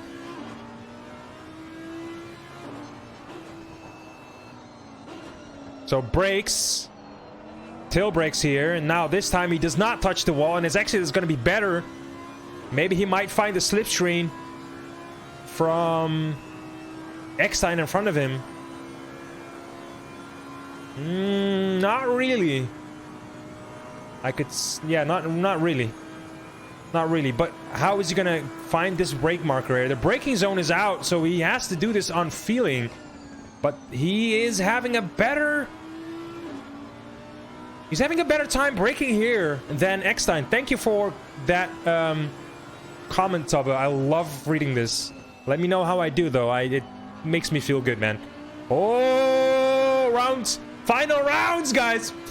In this fight. The bell goes again. He's showing himself on the inside. No. How is his exit gonna be? Goes over the curbs. I don't give a damn about other drivers, guys. This, for me, is the battle that I want to show. That I want to watch. Battle for 5th position. We're watching Andre Norbeck. And brake now. 2nd gear, 3rd gear. No, he keeps it in 3rd gear. Oh, he's really close. He might... No, he should not do it in the next corner. Breaking into the inside. He's not going to do it, right? No, he's not. He keeps it at the back of Eckstein. Marco Eckstein now really feeling the pressure. 2 minutes on the clock. That might be like 2 more laps. Norbeck a little slower through here. Now, what goes KO time, but no Punterino, Jimmer, please. Now, this is important. This is really important. This is setting up for the straight. How is he going to set himself up for the straight line? This is really controlled here. Does not make any mistakes. Neither does Eckstein. They're just chasing like, oh my god. Now, don't hit the wall. Don't hit the wall. Don't hit the wall. He does not hit the wall. Goes a little too slow in my opinion. There's a car in front of them, and that makes me scared because the last time this happened, Eckstein was able to pull himself a gap. Please, no Punterino, Jimmer. How is he going to do it this time? Now, we remember Eckstein having trouble through this corner here. This time, they both do it well, but you can definitely tell that Norbeck is faster to the last sector. 1 minute 30 on the timer. Is he gonna do it in the last... Oh, almost hit each other. Now, Boom is really a guy that wants to keep the pressure on, and the guy in front of you is gonna make a mistake because you're not driving a robot. You're not driving IE. You're driving a real human person. And that, the nerve system can only handle that much.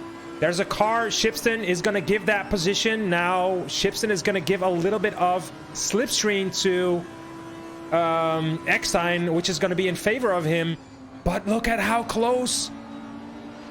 Norbeck is going to be 50 seconds on the clock. This means that it depends on Kreuzer. I don't want to go back to Kreuzer, but Kreuzer is going to be almost halfway. He still needs to do...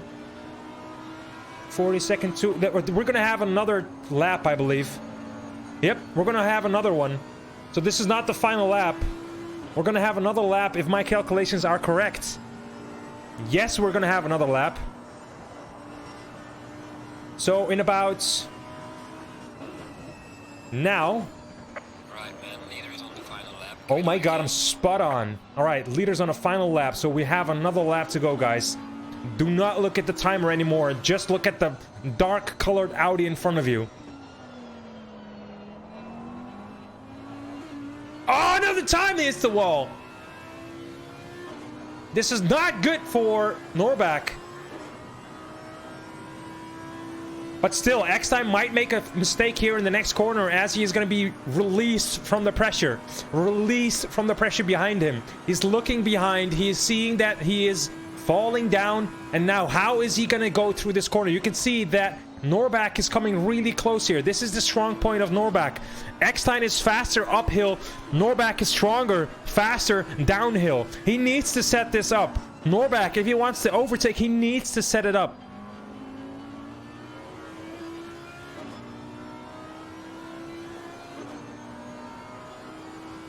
By the way, I'm talking all the time about Norback, but look at how Eckstein is defending this. How he's keeping his calm. How he is focused. How he does not make any mistakes. He does not overdrive. He handles the pressure like a true gentleman. Look at this.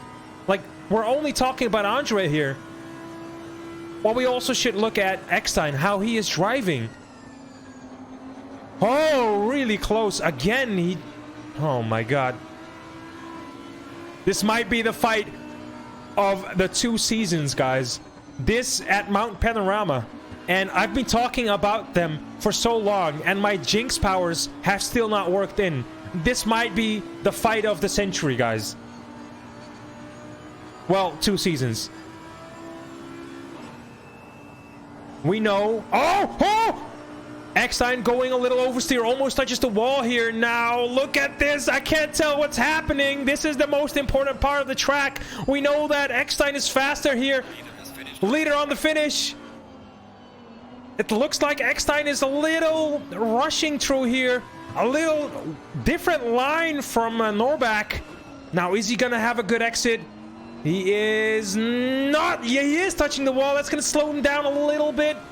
Is he going to send it in the last corner? I hope not, because that might be a Punterino, but we're gonna see it. Hold your breath, guys.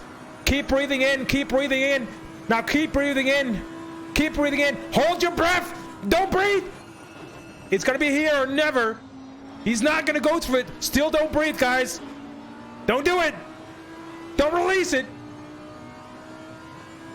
Last corner. And I think now you can release your breath as they both go over to the finish line, and you can clap your hands for these 2 legends putting up a fight.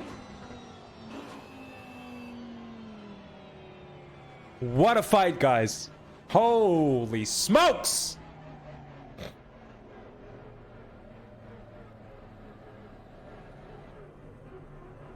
Race control is saying, put up, please stay in the server.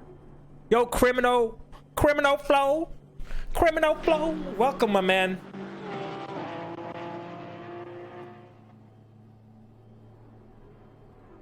Ik zweer, ik heb heel de race gezien, Kappa. Oh man, I need to take a break. This race, guys, is this race better than Nürburgring finish? I don't think so. Nürburgring finish or this finish? This fight. I feel like Nürburgring finish was a little bit anticlimactic as they made one of them made a mistake. I don't want to spoil it, but this is, you know, I did not jinx it. I was not able to jinx it. I couldn't jinx it. I tried to jinx, but I couldn't.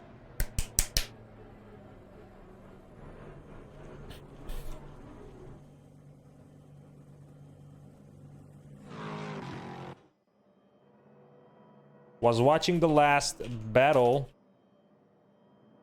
for P5 and P6. Hats down. What a legends.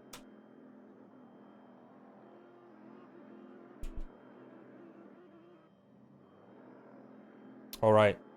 Wanted that overtake so bad. Yeah, me too, man. Thanks for ruining my ride. Patches is saying might retire. Well, we've seen some good things happen today, and we've seen some really unfortunate incidents. But hey, shit happens, man. Shit happens. Kreuzer winning the race. Let's see. So these are the standings, guys, for this race only. AM Kevin Rowland. Wait, did he finish first? Oh, well, damn. Iron second position. Alplatel third, Shipston fourth. Knox Hope seventh position. He did not have an amazing rest of the race, I believe. He did start, I think, fourth or something like that. Silver class, Alex van der Woude first. That's incredible for him. He had a great race.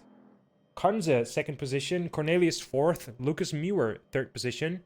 Nathan Pierce, seventh position. That's not really good for him. I think he could be doing better in overall.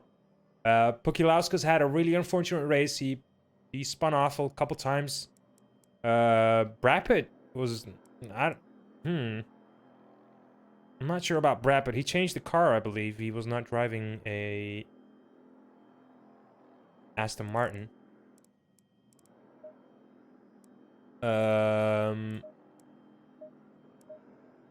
And yeah, as you can see, guys, today's race was, in my eyes, it was amazing. I had a great race. I hope you too. See you next race. Who said that? I can't see your name. Toba, see you next race, man. Thank you. If you liked the stream, please make sure to follow. If you want to see more races, go check out our YouTube channel. It's BNB commentary live, BNB live commentary.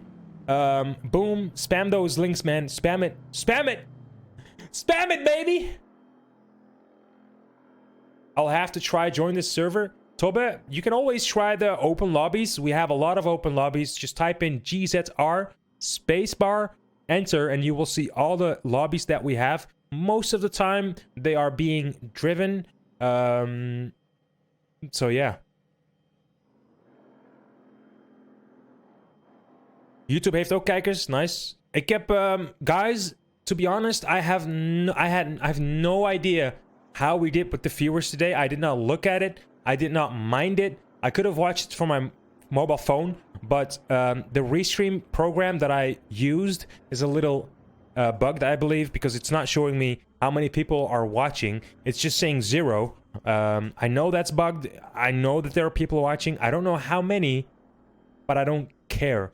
I don't care how many people watch. I just care about you guys that are in here, and I just care about how I did the commentating for the people that are in here.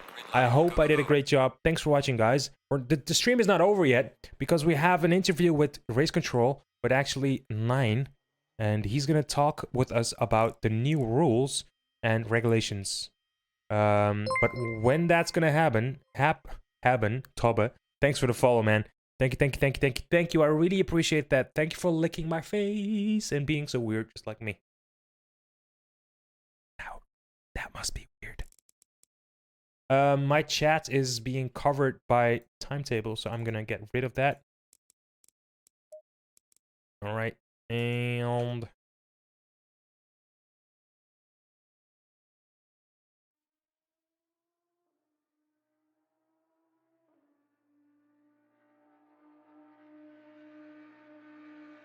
hoezo Bitsounders follow? Nah. And more interviews coming. More interviews coming as well. I think we should... You know, it's not over. If you want to hear what the drivers are having to say, then you can wait. Because, oh my god. 1, 2, 3, 4, 5, 6, 7 people actually wanting to interview. Boom. Can you actually confirm for me that we can start the interviews already? Because I do not want to make it too late. Maybe we can finish a little earlier today. Can you maybe ask the people that if we can actually start the interviews?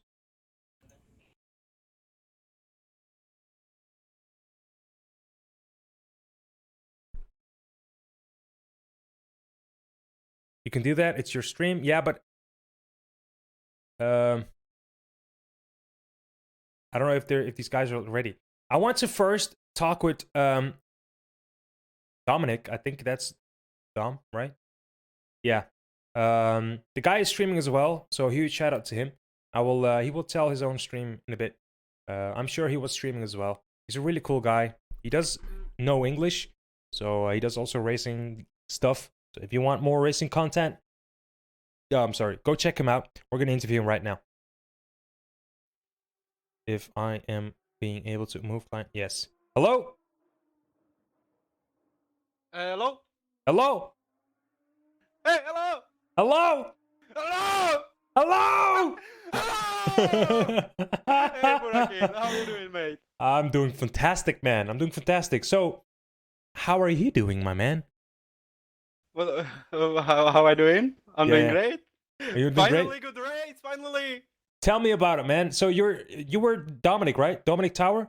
Yes, yes. Okay. So, first of all, are you streaming, by the way? Yes. Of course you're streaming. Why do I even ask? So, what is your stream? My stream is good, but my English is not good. That's totally fine. But So, what's the name of your stream? my stream? Yeah. Motodomic. Okay. So, can we have a shout out for him, Motodomic? Yeah, Because I think you're doing a great job. Today's race was amazing, dude. You had an amazing race. I did not see that one coming. Did you see it coming yourself? A third position? no. No? Can you tell me something about it? Can you talk me through? I don't know. I think qualify was just 10th place. No, 12th place. I think that was really good. Mm-hmm. And in the race, I was behind. Who was that? Kesa? Second No. position? On 7th position, I think I was. Okay. And then after one safety car and another safety car, Mm-hmm. I pit at 60 minutes left. Yes. And after that, I just overtaking cars in pits, and from some reason, I was hurt. I just what? What happened? So yeah, Hillebrand had some incidents there, and he had an amazing drive. Did you feel any pressure from Hillebrand or no? No, no. Not at the all? end, at the very last lap, I was just a little scared if he tries something, because I had really destroyed tires, Mm-hmm. and I don't know. He didn't nothing. So So yeah, keep going. maybe one lap more and he get me. Oh, okay. So yeah, you're saying one lap and he would get me. How does it feel to drive for 1.5 hours at such a pace? I think my pace was not so good, because my pace normally is high twos, Mm-hmm. and today was I think 2 3s and True. half something. Yeah, 2 3s, 2.4 sometimes. Yeah. True. So good luck. Good luck. Good luck on next week. But congratulations on the podium place, man. Nice talking to you, and I hope this interview was somewhat decent. And yeah, I hope to talk to you another time, man. Maybe in your chat. Okay. Thank you so much, and goodbye. Goodbye, man. Have a great time and good night. You too. You too. Bye bye. Take care. Bye. Oh, it feels like Love you, man. Love you. it feels like two kids talking to each other. All right. Yeah. All right. Okay, man. Bye bye. Now we're gonna quickly switch. Sam here. Sam, Hey, how you doing, Sam? Welcome Oh. back one more time. JGM wants to be moved in with me this time. He's promised he's going to be a good boy. Promising good boy. Okay. JGM. Okay. Here he is. JGM, hello. Hello, thank you very much. You're very welcome. So you two want to be in here together, nice and cozy. Could you tell me why? I'm his spotter for the race, and I basically tell him what to do. So I see. yeah, It was all going so well at the start. I know. So take me to the first half hour with a lot of safety cars, a lot of carnage. How did that go for you? It was actually pretty terrifying, to be honest. I was worried I was going to just continue to go backwards in that race and Mhm. then get caught up in carnage. But just sitting behind the safety car slowed things down a bit, relaxed it a little bit. To be honest, it was quite welcome because it took a bit of the time away. Didn't have to worry about people like attacking or defending. Mhm. Could just slowly bring myself into the race, and to be honest, it felt alright. It didn't feel too bad. I wasn't too bothered about them. Okay. So let's see. Second position it says here. Yeah, second in M. And Yeah, then second in M. third. So, is it correct that you only had less than a second for Maru? Was Maru less than a second in front of you? I'm not sure. Or No, that was the Raland was ahead of him. Oh, okay, then that was the fastest lap time. So it only differs. The difference between the fastest lap time between you two was less than a second. That's what it's saying here. Let's see. Okay, so second position. If I remember correctly, you were actually first at some point. We were sitting pretty in, I think, fourth at one point, Yeah, like fourth on overall. track. I see. Fourth overall. And unfortunately, I started pushing the car too hard and ended up binning it. So I had to pit. And we came out behind. I think we were third in AM, Mm-hmm. Yeah. and then managed to catch up to second, and he binned it. I'd like to say from the pressure I was putting on, but I'm not sure. Yeah. I mean, I think he binned it before then and got even more damage on his car, Yeah. and then just lost it after that as well. But Yeah, we probably could have got in for a top 10 if we kept going and I hadn't binned it. I see. But still, second position in your own class. I think you can be happy with that podium place. But I know you were leading the pack, leading the AM class by a big, big margin. What have you learned from this race? Not to push too hard and know your limits. I think Oh. I was like, I felt like I had pace and I did have pace, but I tried to get a bit too much out of the car and I should have just sat I'm just pretty gonna and say. just let the race ensue, and I would have happily taken a sixth overall. But either way, I'm back in first in the championship. That's all that matters at the moment.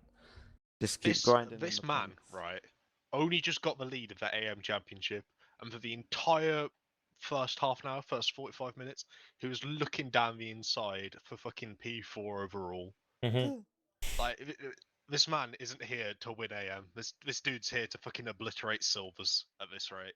I see. I saw that actually, but just I think work on patience, work on consistency, and you will definitely be Yeah. there, man. You will I think definitely that's be what there. needs to happen. Oh, so last week you said that you would be, really up there, showing the pace, right?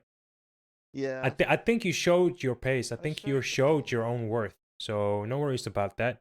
It will be noticed, and it will be, noticed by the lords above, if I may say so. But you know what I mean, right? Yeah. But It's still, just unfortunate. still some points to work on. But you have a whole season ahead of you to Yeah. work on that. So no worries about that, man. I think you're well worth a consideration of promotion. But first and foremost, focus on those points. But I think, who am Yeah. I talking to? Who am I to say this? Because I think you know more than me about your own driving style, right? Yeah. Where's I the think next we're race just at, by the way? Laguna. Laguna. I think the Audi will have a little bit more pace at Laguna than Bathurst. Definitely. I think Definitely. Let's see what we can do next week. I'm gonna work on the consistency. Do some right. long runs. hmm Next week's the week.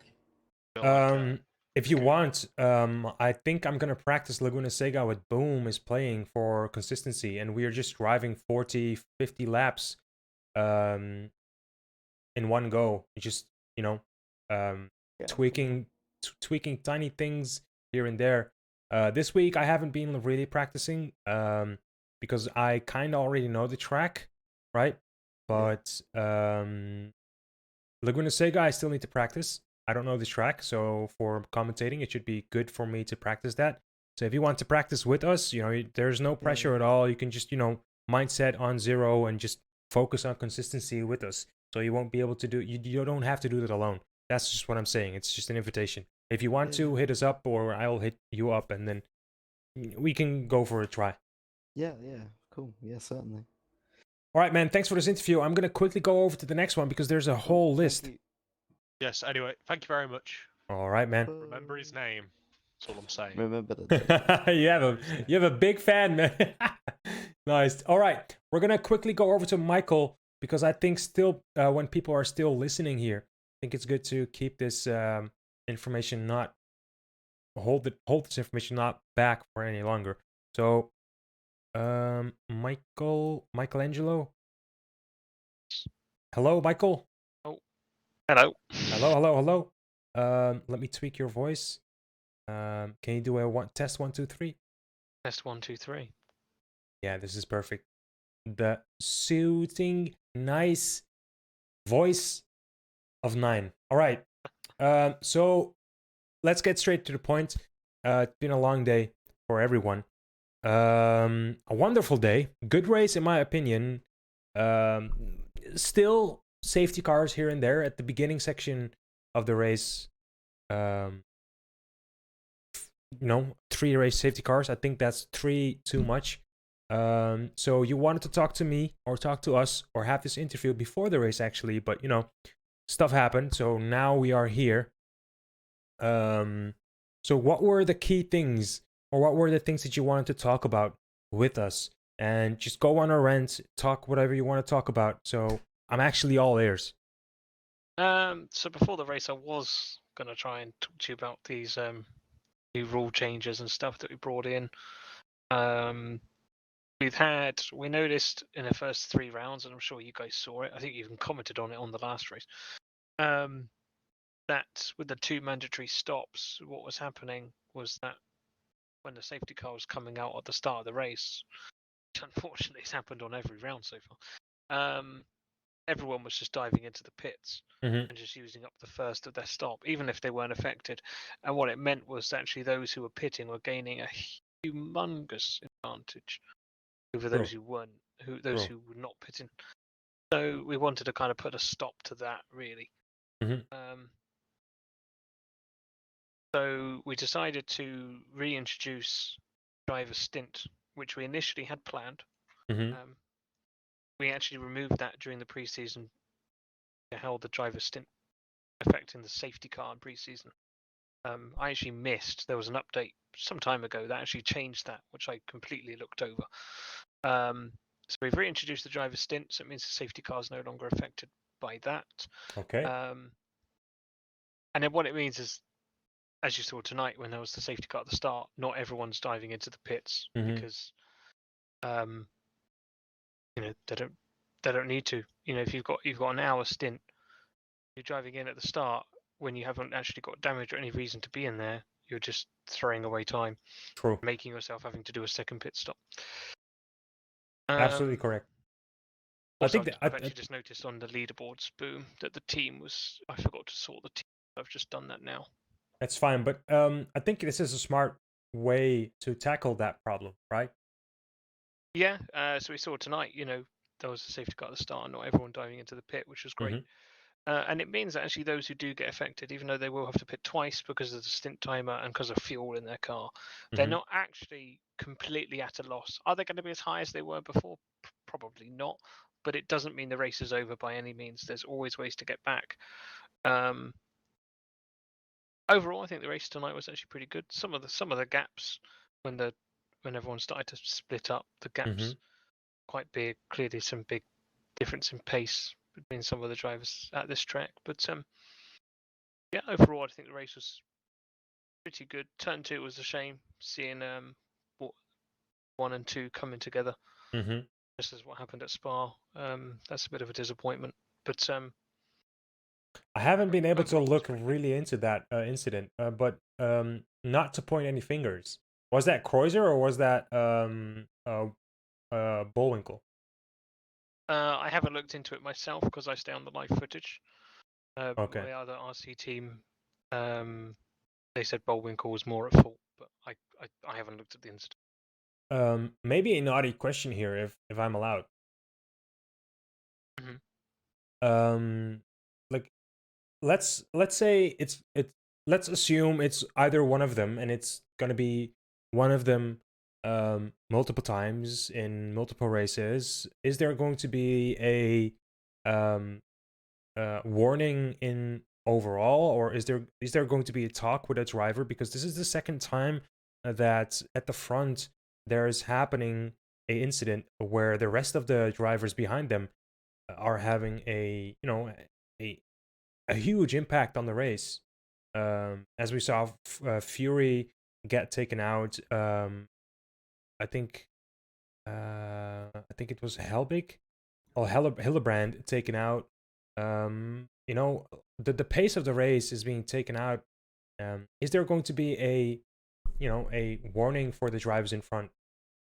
The main thing is that every single collision that we've had at the start it's involving different drivers pretty much every time. Mm-hmm. The only one who I can remember from the top of my head who's involved in more than one is Lucas Kreuzer, but he was at fault for last week and he got a penalty, and he was not at fault for this one. So yeah, he's been involved, but he doesn't need a warning for being involved in one. He got his penalty for that. True.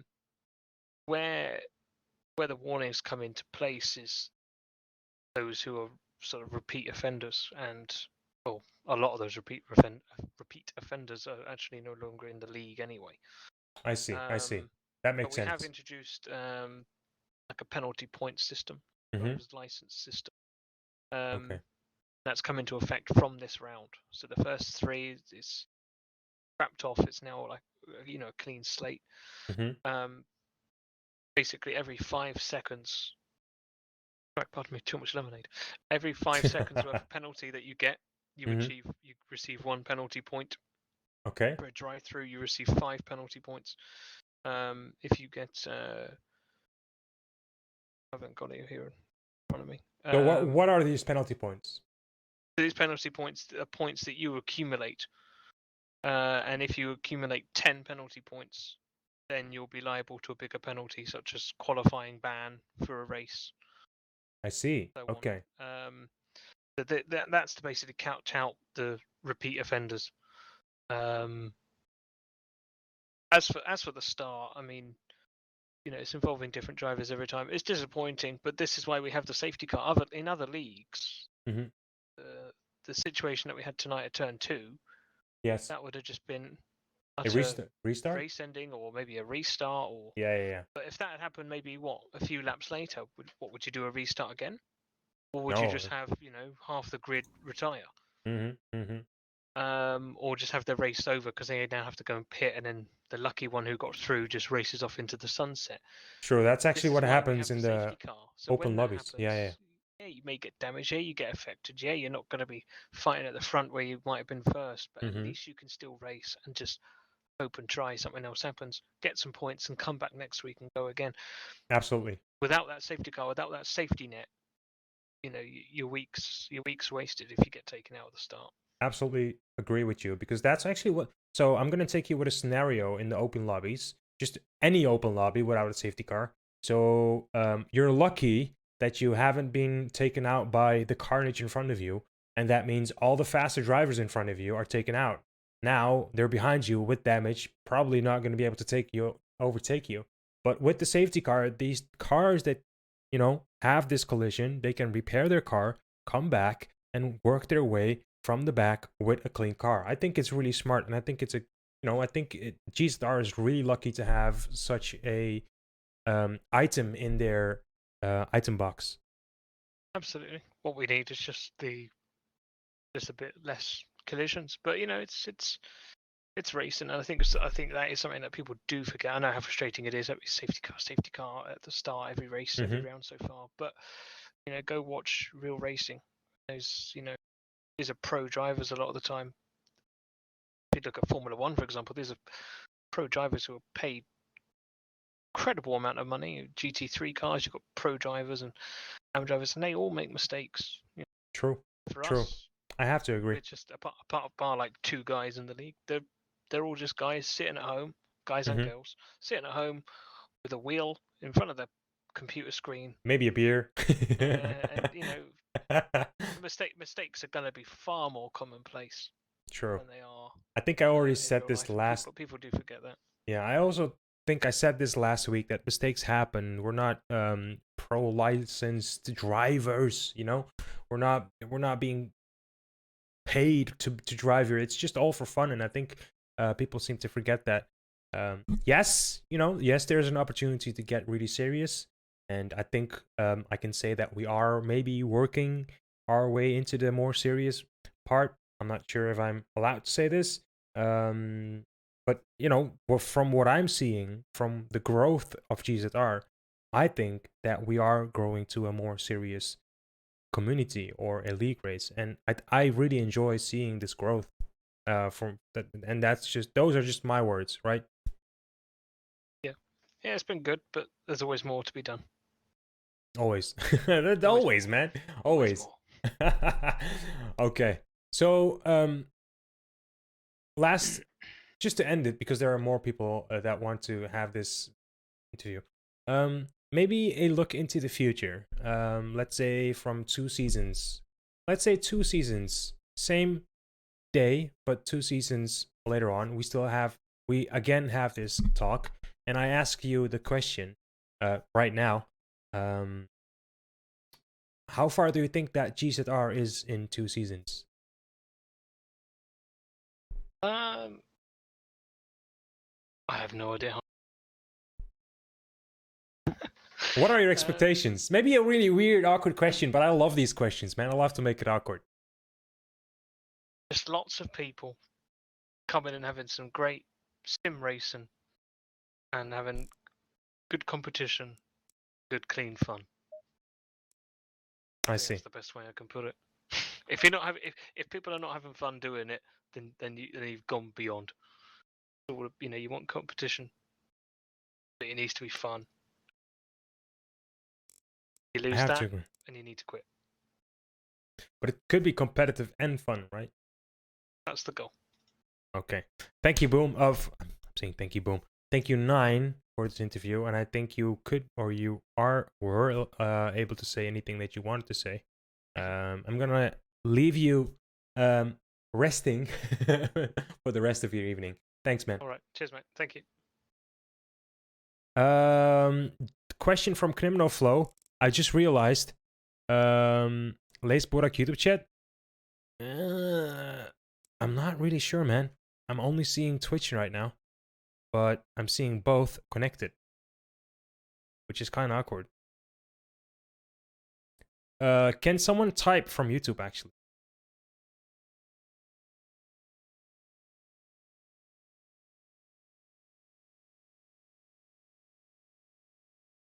He's spamming? Then no, I'm not seeing anything from YouTube, which is a shame.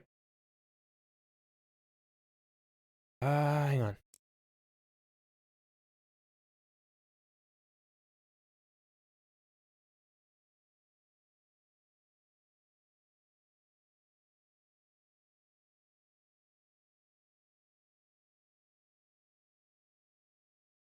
Yeah, this is weird.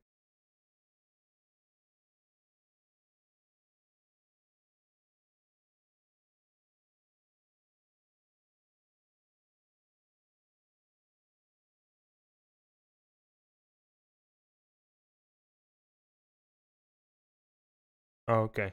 Well, I have to look into Restream because I was probably only being able to see Twitch here. I'm sorry for that. Okay. on to the next one. I'm gonna try to keep them short, guys, but you know me, it's not gonna work. So we still have, I think, 2 more. I'll try to do the 2 in one move. Hello, that's QD. Hiya, hello. Out of the blue, I just yoink you into this call. It's not the first time. Yeah, I know. I doubt it'll be the last. It's not going to be the last time. But I really enjoy that you guys are willing to interview. It really makes me feel happy. A happy little guy. Yeah, I managed to persuade Jens, Pafalo, and Kentnix to drop into the waiting room as well. You're So, welcome. Yeah.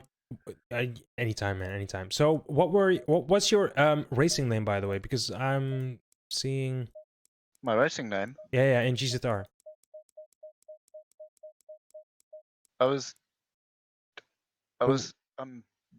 Lucas's race engineer or on Max. Oh my God! I'm sorry. Okay, because you know, different names. It's just, my bad. No I'm sorry. worries. No worries. Okay. It's Kreuzer. Kentnix. Kentnix is Okay, Kreuzer, let me yes. get him in then. All right, Kentnix. Kreuzer. Yes. Yes. Did you almost fall asleep in the behind the steering wheel, mate? No, I didn't. I was just a bit hallucinating, and it was fine. And I can't feel any of my body parts. It Why? wasn't fine. He thought that barrier was a parked BMW. Oh, It wasn't. Yeah. Okay. It was dangerous. I'm gonna quickly take you, Lucas, to the point where we had already have the last safety car. Immediately after the last safety car, you had a little train behind you. 2 cars were chasing you. What did that do with you mentally? Because I don't think you are actually used to having cars behind you that early on in the stage.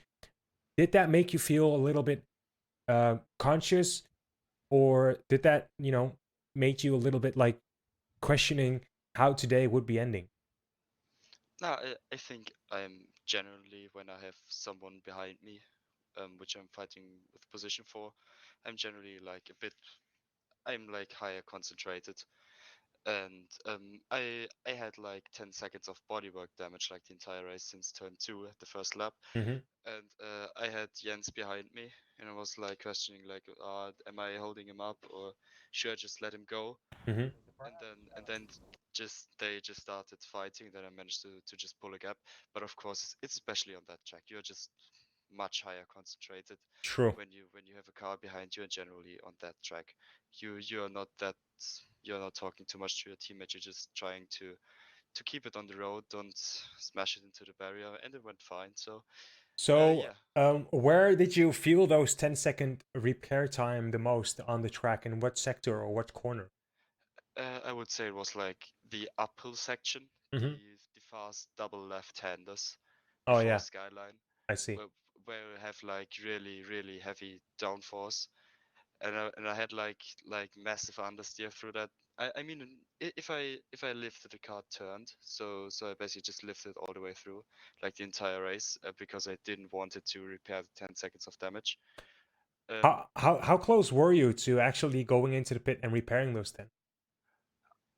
I was pretty close to go in after I realized that I had 10 seconds of it, because the car really wasn't like it was feeling okay, but it wasn't feeling like really normal. So I was like, should I go? Should I go into the pits? You And I was like, no, because I because would lose too yeah, much places. because you were still competing with the lap times. You did not have the fastest lap time, but I think Hillebrand had 3/10 of a second at some point. He was faster than you, but he was way behind you. So there was no worrying about that. I think you had a wonderful race today. I think, except for the second corner. Could you take me to that second corner? What happened there actually? Um, it started on the start actually, because we had a little bug going on that Bullwinkle could start ahead of me, Mm-hmm. even though I was in P1, so he started in front of me. And then we went side by side in the first corner and ran down to T2. And I was close in front of him, and just of course tried to hold around the outside, give him as much space as possible. And then it was like this typical ACC hitbox thing. He just gave me a slight tap on the rear, and we both went round. Mhm. I didn't spin like entirely like 360 degrees. I only went like halfway around and then just got a hit on the front, which punted me back into the right direction. True. I think that I thought that was what happened. Like you got maybe hit twice. Because actually, when you watch the video back, I'm not sure if you're gonna watch it back, but if you watch the video back, you will actually see yourself sliding. But you won't see yourself get hit maybe twice, or maybe that went a little bit too fast. I was not able to see that, but uh, I saw that you were sliding, so that was really scary for me. Yeah, I just got the hit and then went like opposite double as I just made locked the car completely to the left steering wheel and just tried to not spin it completely around. I actually managed it, and then there was like the slide tap which pointed me in the right direction again, so I could keep going. It didn't spin like fully, So a little which was lucky cool. there, I guess. Yeah, a little lucky. Okay. All right, man. Uh, Dust. Hmm? Hello. Still here? Yeah, still here. Okay, man. So how did Kreuzer do in your opinion? As he always does, brilliantly. All right. Amazing. So next week, Laguna Oh, Seca. Yeah. yes. Next week, Laguna Seca. How do you feel about that? I think you don't really practice tracks. You're just a natural talent. I'm not sure about that. Maybe you're just practicing off time, off screen. Nobody knows. Nobody sees. I'm not really At sure. most.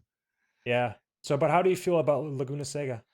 I actually liked the track. I raced Dennis Lind there, when he was there, and I had quite a good battle, and the Porsche's feeling good around there. I'm pretty optimistic, but I think it's quite a dangerous track because of the less runoff you have, and there's just gravel and just pulls you in towards the barrier. Mm-hmm. So it's also like not the easiest track to drive, but I'm pretty optimistic in terms of the track. Who do you think you're gonna battle in not the race, but the Championship? not the qualification in next week? Who do you think is gonna give you the battle? I think Ballwinkle is always pretty quick in quali, and I guess Caxel in the Bentley. I think those two are pretty quick in quali. So yeah.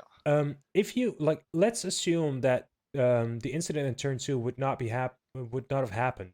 Do you think that Hellebrand would be able to give you that hard time?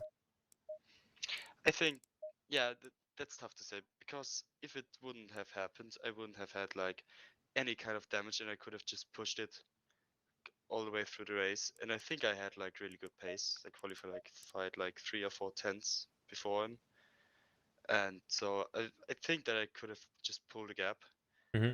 after like the first few laps because with the Porsche it's like the thing that I'm losing time on the straights because it's like not that quick on the straights, but on the mountain it just goes like hell, and you Mm-hmm. can just be really precise with it.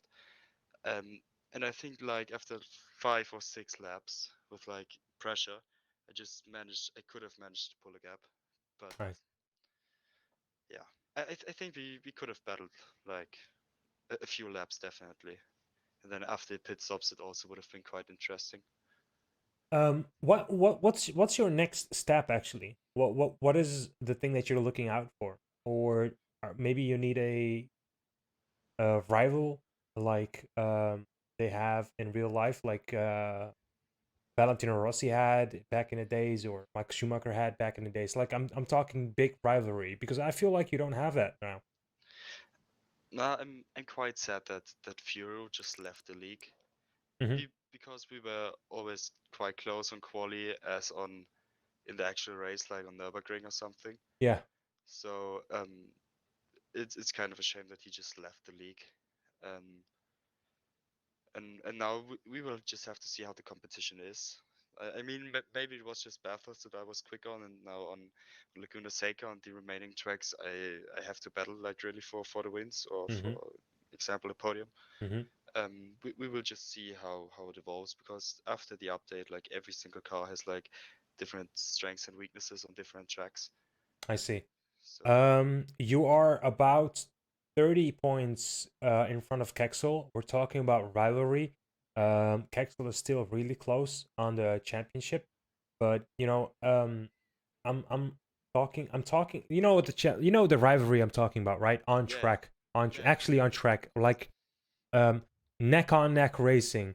You can almost hear the engine pistons screaming in the car behind you. That's what I'm trying to. That's what I'm yeah. trying to. I know. That's what I had with Euro, and that's the reason why I'm kind of sad that he just left. Okay. And yeah. Who knows, man? Who knows? Because Kynes is coming up. Kynes is really fast. He is in AM class right now. If he works on his consistency, maybe Kynes is. I don't know how good he can get, but he was fourth position at some point, starting all the way from the back. Who knows? Yeah, I mean, we get new people like in every single season. I mean, it's also just my second season on the league in ACC, but I guess that we will get all every single season we will get new and faster guys in the league, so it can change all the time who's entering and who's leaving the league. A couple Yeah. questions, maybe two. First question: how amazing would it be if you were actually be able to drive a real time driver here? Just in Quite the awesome. in the league, right? Every week. You mean like a real life driver? Yeah. Like in the first in the preseason, we had this real driver. Dennis Lind. Yeah, Yeah, Dennis Lind. yeah. It was awesome. I mean, I battled him on Laguna Seca, and I was actually having a little chat with him, and it's great. It would have been awesome. But these guys, I think they are except now for if we have a coronavirus going Mhm. around and they are not racing or something. I guess that they just won't have time I to do see. like a sim racing. But it would be awesome. How awesome would it be to actually learn from that guy? You know, you learn from him. You're already quick, and but you just Yeah. have a chat and you just learn more information about setups or track or whatever. I think It, it would be amazing to have someone that's actually knowing about setups, like in real life. yeah, I mean, it would just be awesome. Like, I mean, I'm 16 years old. I still have much to learn, also in terms of sim racing. Hmm. So like having a bit of a mentor, if you can say it, who's Yeah. teaching you Exactly that. about the setups and also maybe some things about real life racing. It would have been awesome, and I really had good battles with Mr. Lind, and yeah, Do you still it, have contact with him though? no, I didn't. I followed him on Instagram, and he followed me, but That's that's all. that's basically it. Hey, maybe in the near future, man. Maybe next time at the same, like next year, maybe, or next season. Who knows? Mm, Maybe closer than that. Who knows? Especially with the coronavirus, he might be at home more, and he might actually join another race. It could be fun if you could like be a one-time, how do you say that, reserve driver, and just mhm. drives you in a final race or something. I don't know. That would be Yeah, amazing. yeah. I would love it if he would have stayed in the league, or if he basically just joins it. It would be awesome to have like a real life and pretty successful um racing driver like in this league. It would have been massive improvement. So yeah. Final question. I asked this question also to Nine. He gave a nice answer, but I want your answer as well. What do you think GZR is going to be in 2 seasons? I think that GZR will definitely evolve in terms of drivers. Um, it should get like a lot more competitive because like the general project of GZR is just growing. It's Hmm. growing and growing all the time, and we will get new drivers, new fast drivers, and I think that it will like be massive improvement in the turn of pace in terms of battles, and I hope that it will be. And I would also love to have like more social media stuff going on in terms of GZR, in terms of the different leagues, because it really deserves that, in my opinion. And I just hope that it evolves that your streams will get more views and everything.